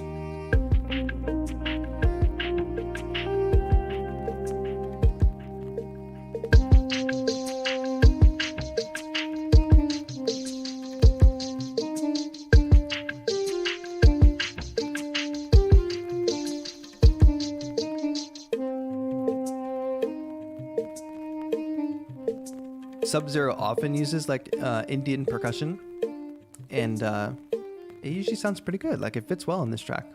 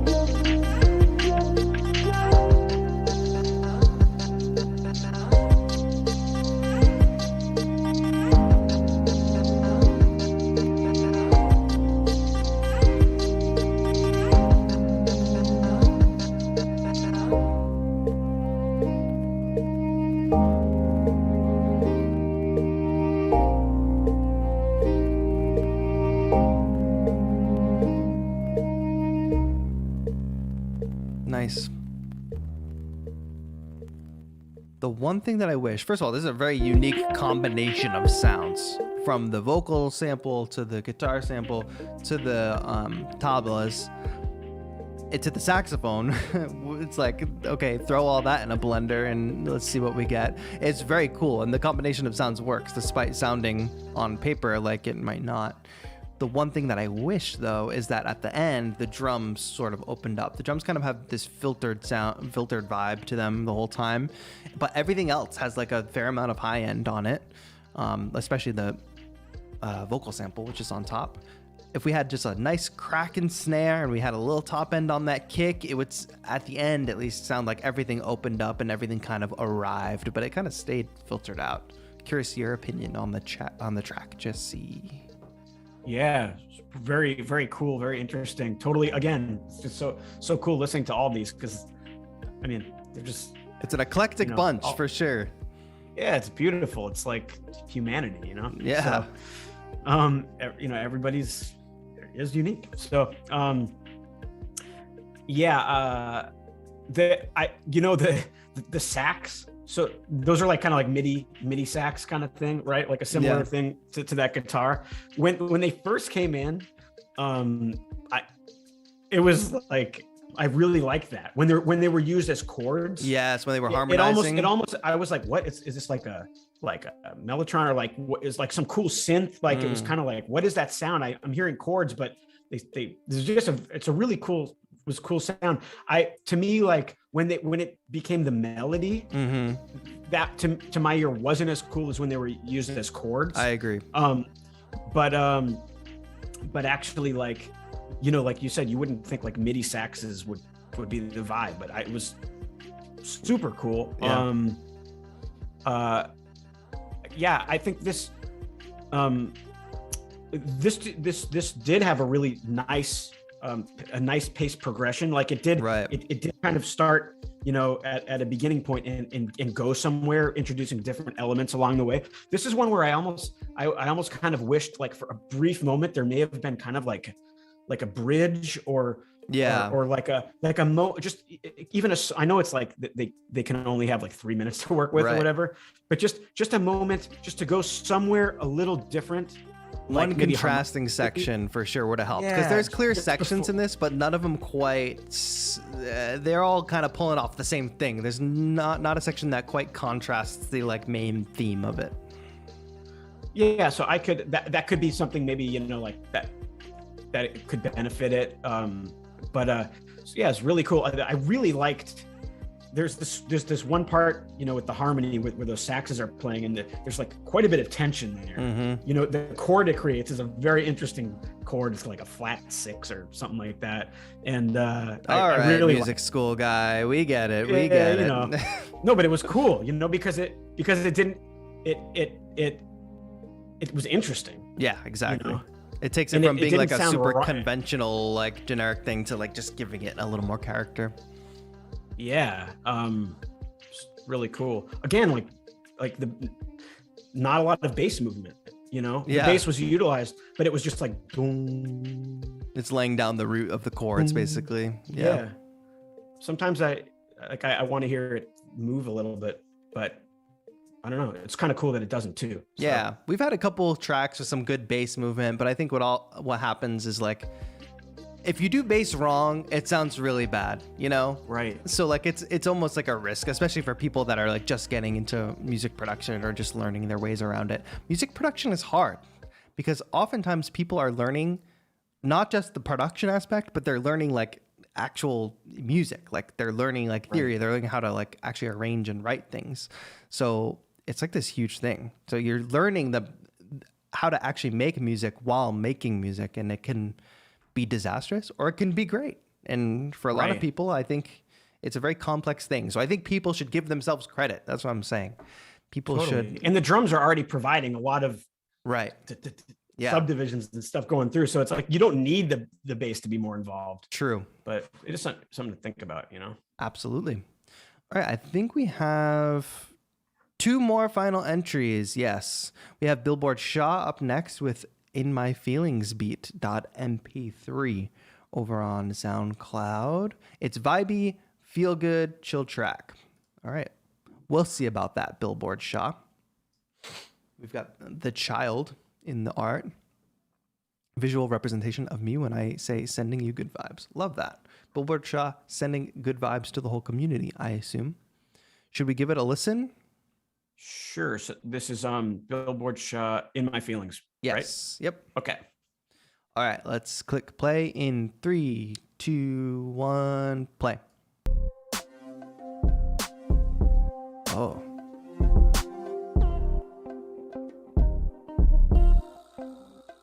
Nice. How about this, music school guy? Give me some harmonic analysis. Well, that was interesting when it went major for a second. Yeah. I like that. This kick is bumping too.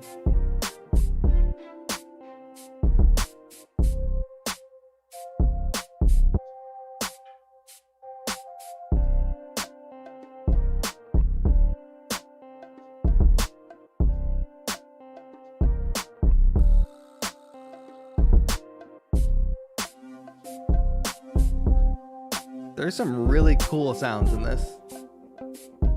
I love the synths. The string gets me every time. Yeah, in a good way. It's cool. I like that there's a lot of attention to panning and is that it? Then it just ends. I was talking over the ending, damn it. It's okay. Yeah, that was cool. Yeah, there was there was some really interesting panning stuff that was nice for my ears. Some of the like atmospheric stuff, I'll talk about the the strings in a moment. But first of all, very interesting percussion. I think the drums are mix-wise, the drums are way louder than everything, especially that kick. But I love how bumping that kick is. But in terms of like the instruments, I think that either the drums can come down or the instruments can come up, one or the other. And there's just some like crystally kind of like pad sound in the background at one point that I really like. And then there's like another synth that comes in like 3/4 of the way through at like the 51 mark, which it only comes in there, but it sounds like I'm about to go through a teleporter or something, and it's just really cool. So really cool sounds. Here's my thing about the strings, and I think the use of the sample is good as well. The strings with the major over the minor, like they're competing for the key. I feel like I just caution for my community, because I know some people do things on accident. So I don't know how intentional it is. That's my thing. I don't know if people just think that it fits and it doesn't quite fit, or if it's like what you're saying, you kind of like it, but I just want to have that caution of like, if it's on purpose and that's what you're going for, great. But as long as you know that it's like two different keys, but if you don't know that, then that's something we should take a look at, because it wouldn't be my choice. I don't know. What do you think about this? Yeah, I mean, I agree with you with what you said. It's like, it's the kind of thing where the song started off solidly feeling like it was, I have to go but listen, but it felt like it was in some kind of a minor,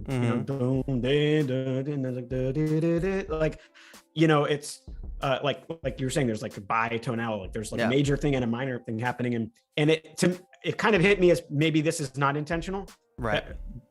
But if it is intentional, like you can do stuff like that it's like if you own it and you like, and you're kind of like messing with people in a way, right? Like in a cool way, yeah, like their ears, then can be really powerful to do something slick like that. I wasn't totally convinced maybe that was intentional. I mean, it was intentional, obviously. I think part of it is layering the two things on top of each other, because they kind of clash a bit. And I think it would have made just a little bit more sense just to build a second section that goes to that sort of like majory sounding string figure. Because if you want to do like a quick key change, like that's enough to like mess with the listener, right? To like switch just like on a dime or something, rather than it's the layering it, I think for me, that doesn't quite work, because you have notes clashing and you have those two tonalities like competing. So that would be my suggestion. And Billboard Shop wrote in the chat, yeah, I was trying to push it, knew it was risky. Yeah. Oh, cool. And also, I just always want to caution my community against like pushing it for the sake of pushing it, like complexity for the sake of complexity. Not saying that's what Billboard Shop was trying to do.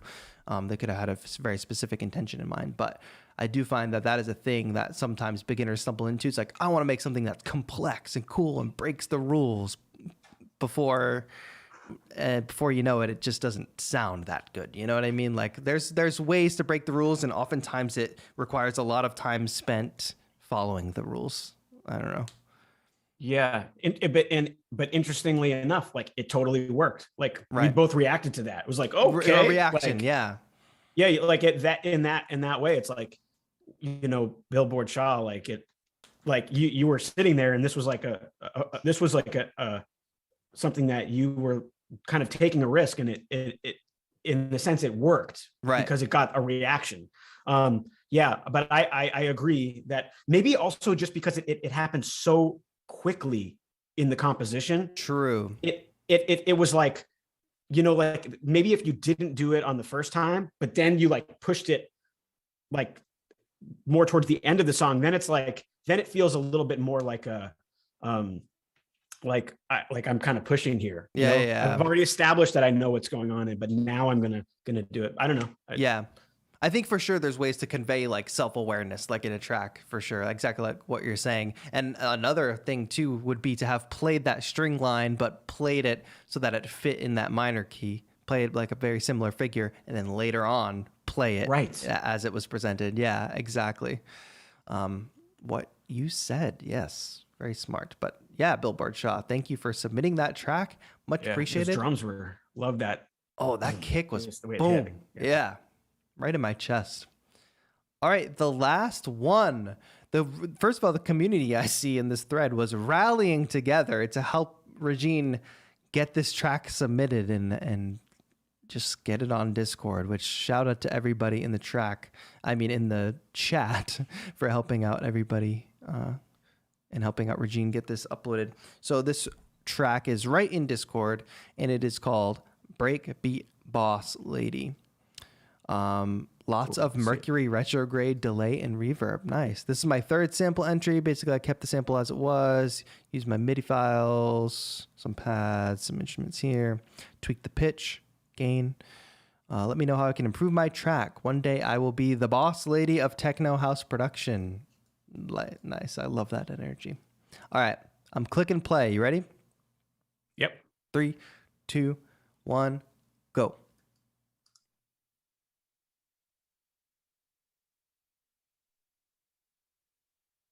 I don't hear anything. Did I do something wrong? Oh, there it is. It's coming. Oh, there it is. Yeah.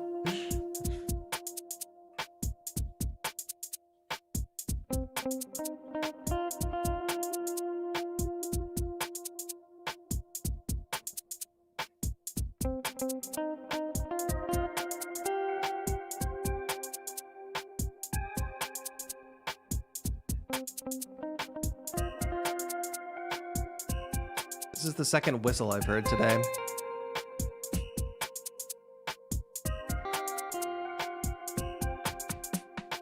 This is techno house, but free jazz.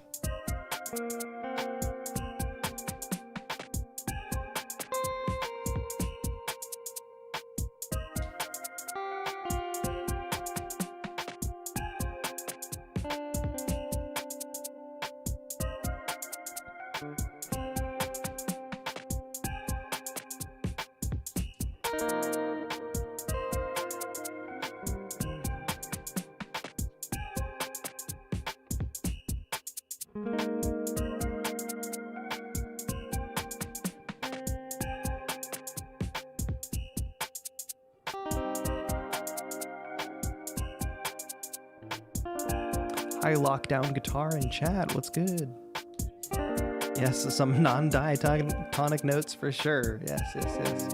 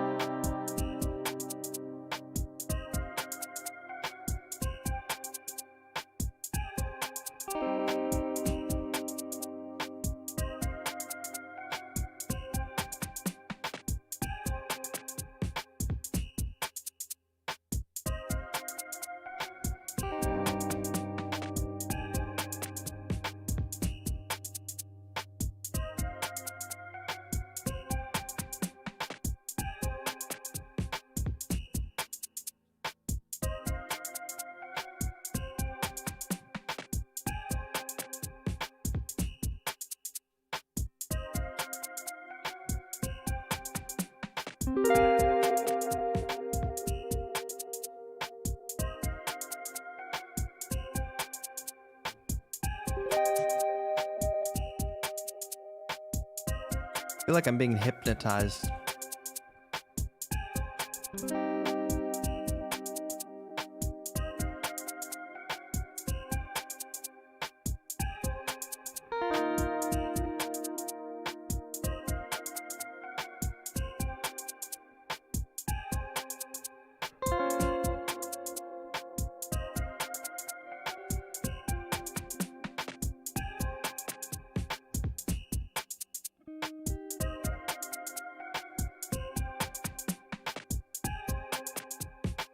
Janelle says, like the wide kick. Yeah, I didn't really realize that until you pointed it out. Wide kick does sound nice.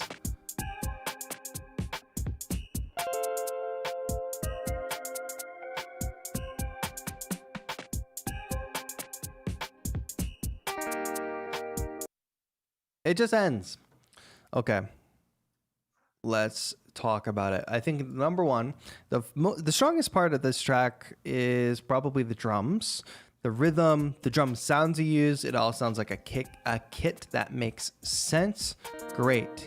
I'll say, however, the weakest part of this track is its structure. The structure doesn't feel like it has a quite a purpose or a progression. And there's some things going on here where it's like some weird tonality stuff going on, some things that are like at the beginning, especially, it finally settles into a rhythm, but at the beginning, everything's kind of like a puzzle pieces that are just slightly off from each other.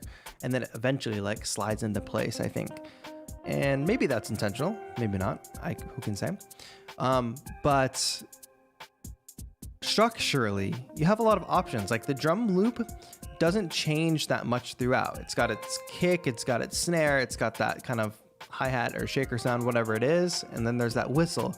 But each one of those elements, and there's nice little fills in there too, each one of those elements can be brought in and out, and we never lose the hi-hat. We never have just the snare happening or just the kick happening. And when you want to have like a longer track, like a 3+ minute track, you have that option. Like you should progress through the track. You should build some type of progression, whether it's rhythmically or whether it's melodically, because we have this interesting interaction, at least between the synth and the guitar. And then I'll get your take on this, Jesse. Like, how did you feel about it? Like I made that comment about like free jazz, but it almost does feel like a full on, like, even though it's the guitar sample, I'm picturing like three players, guitar, keyboard player, and a drummer sitting there just like improvising, like a jam, like as if it was live happening in front of me. 'Cause some of it just was like just interesting, like risks taken, I guess.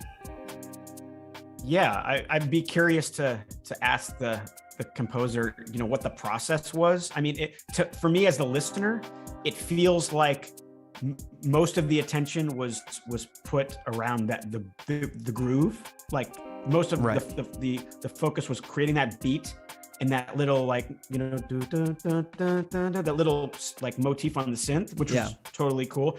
The use of the guitar sample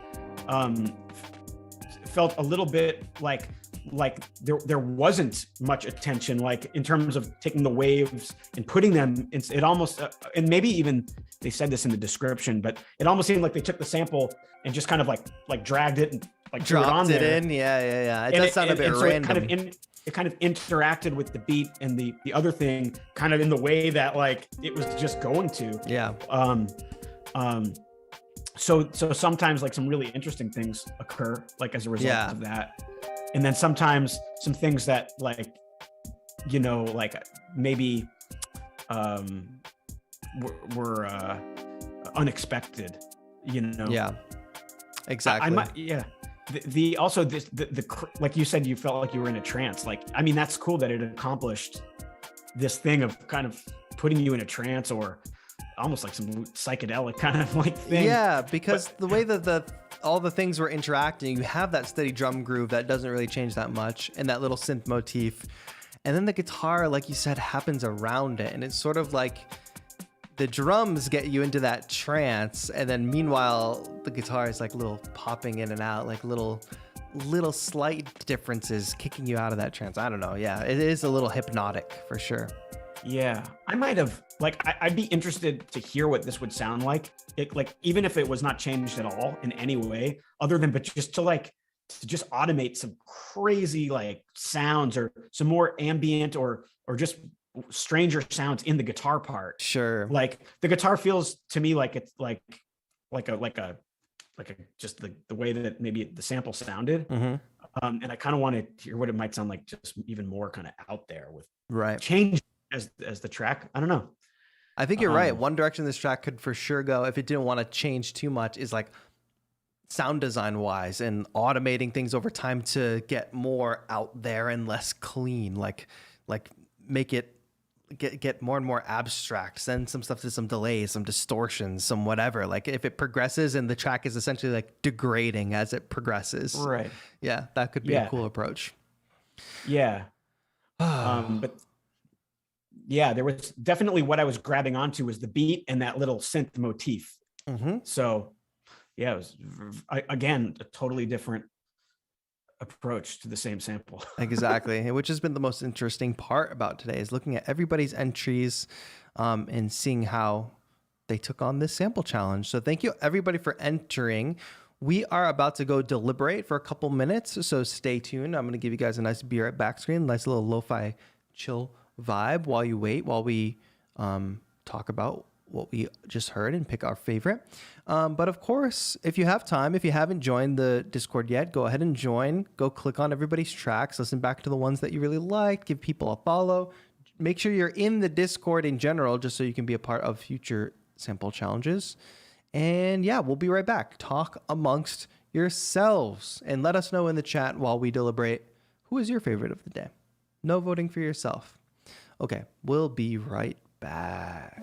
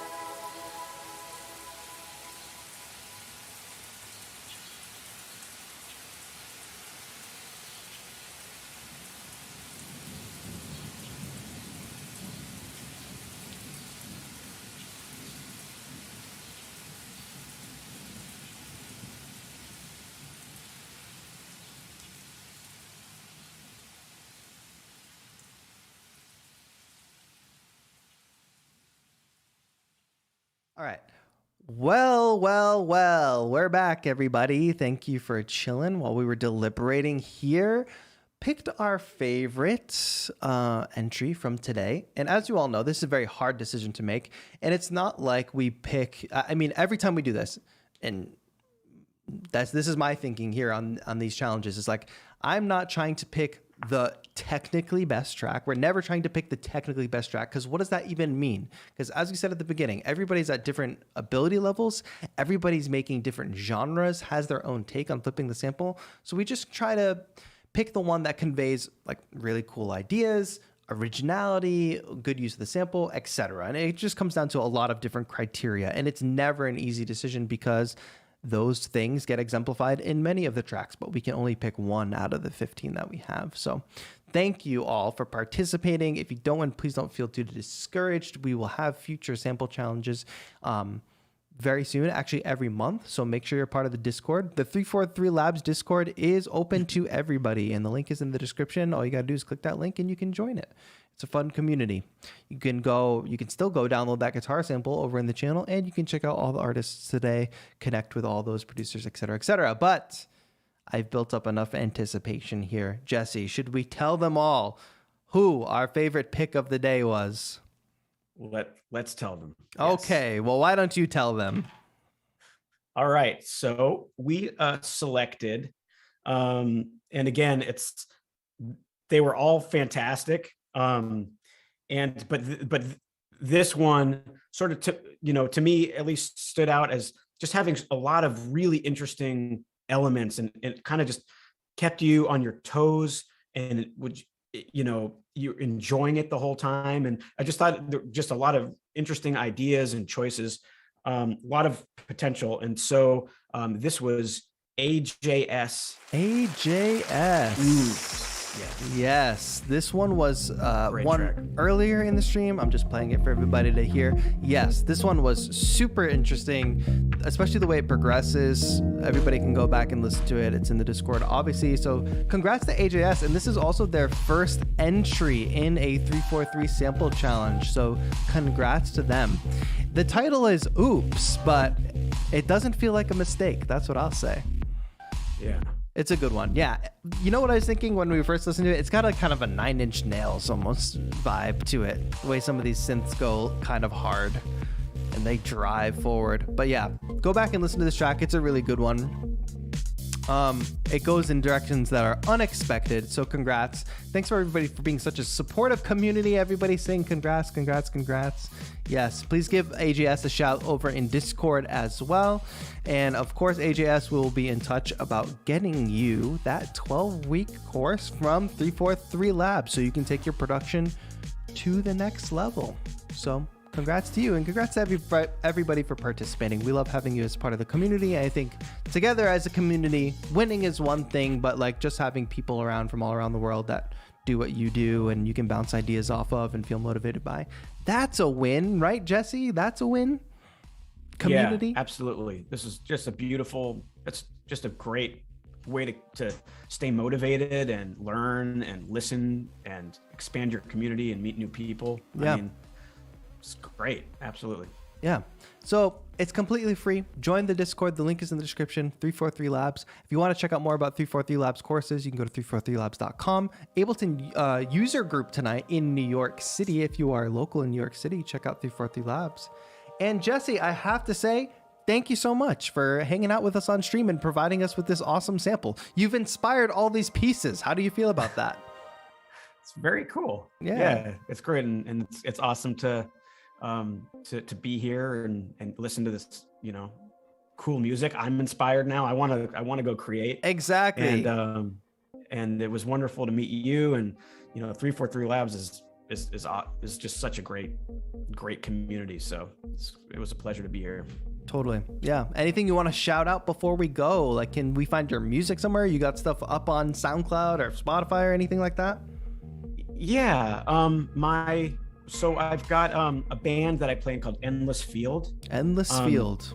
And we do a lot of stuff around nature. So I'm playing, we recorded our last album actually like out in the Utah desert. We went out for 3 weeks and recorded totally like on a solar powered battery, like in the middle of the desert. Really? So that's kind of my main project at the moment. I've got stuff too under Jesse Lewis on Spotify. But yeah, so with the Endless Field thing, we're thinking about our next nature project and trying to incorporate, in addition to the acoustic sounds, like some live looping out in nature. So that's kind of where I'm headed to. So you all, everybody has really inspired me today as well. So that's awesome. And you're in the 343 Labs Discord now. If you want to drop some links for people, but they can also check that out. Endless Field. And Jesse Lewis on Spotify. Yeah. But drop some links for the people in Discord later if you have a moment, because I'm sure they want to check that out. And I definitely want to check that out because that sounds like a really cool project.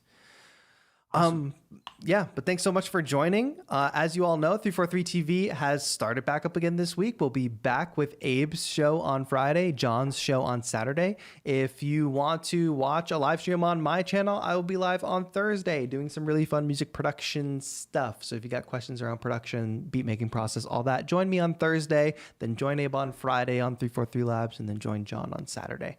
Thank you all so much for watching. This has been Tatro and Jesse. All right. Have a good one.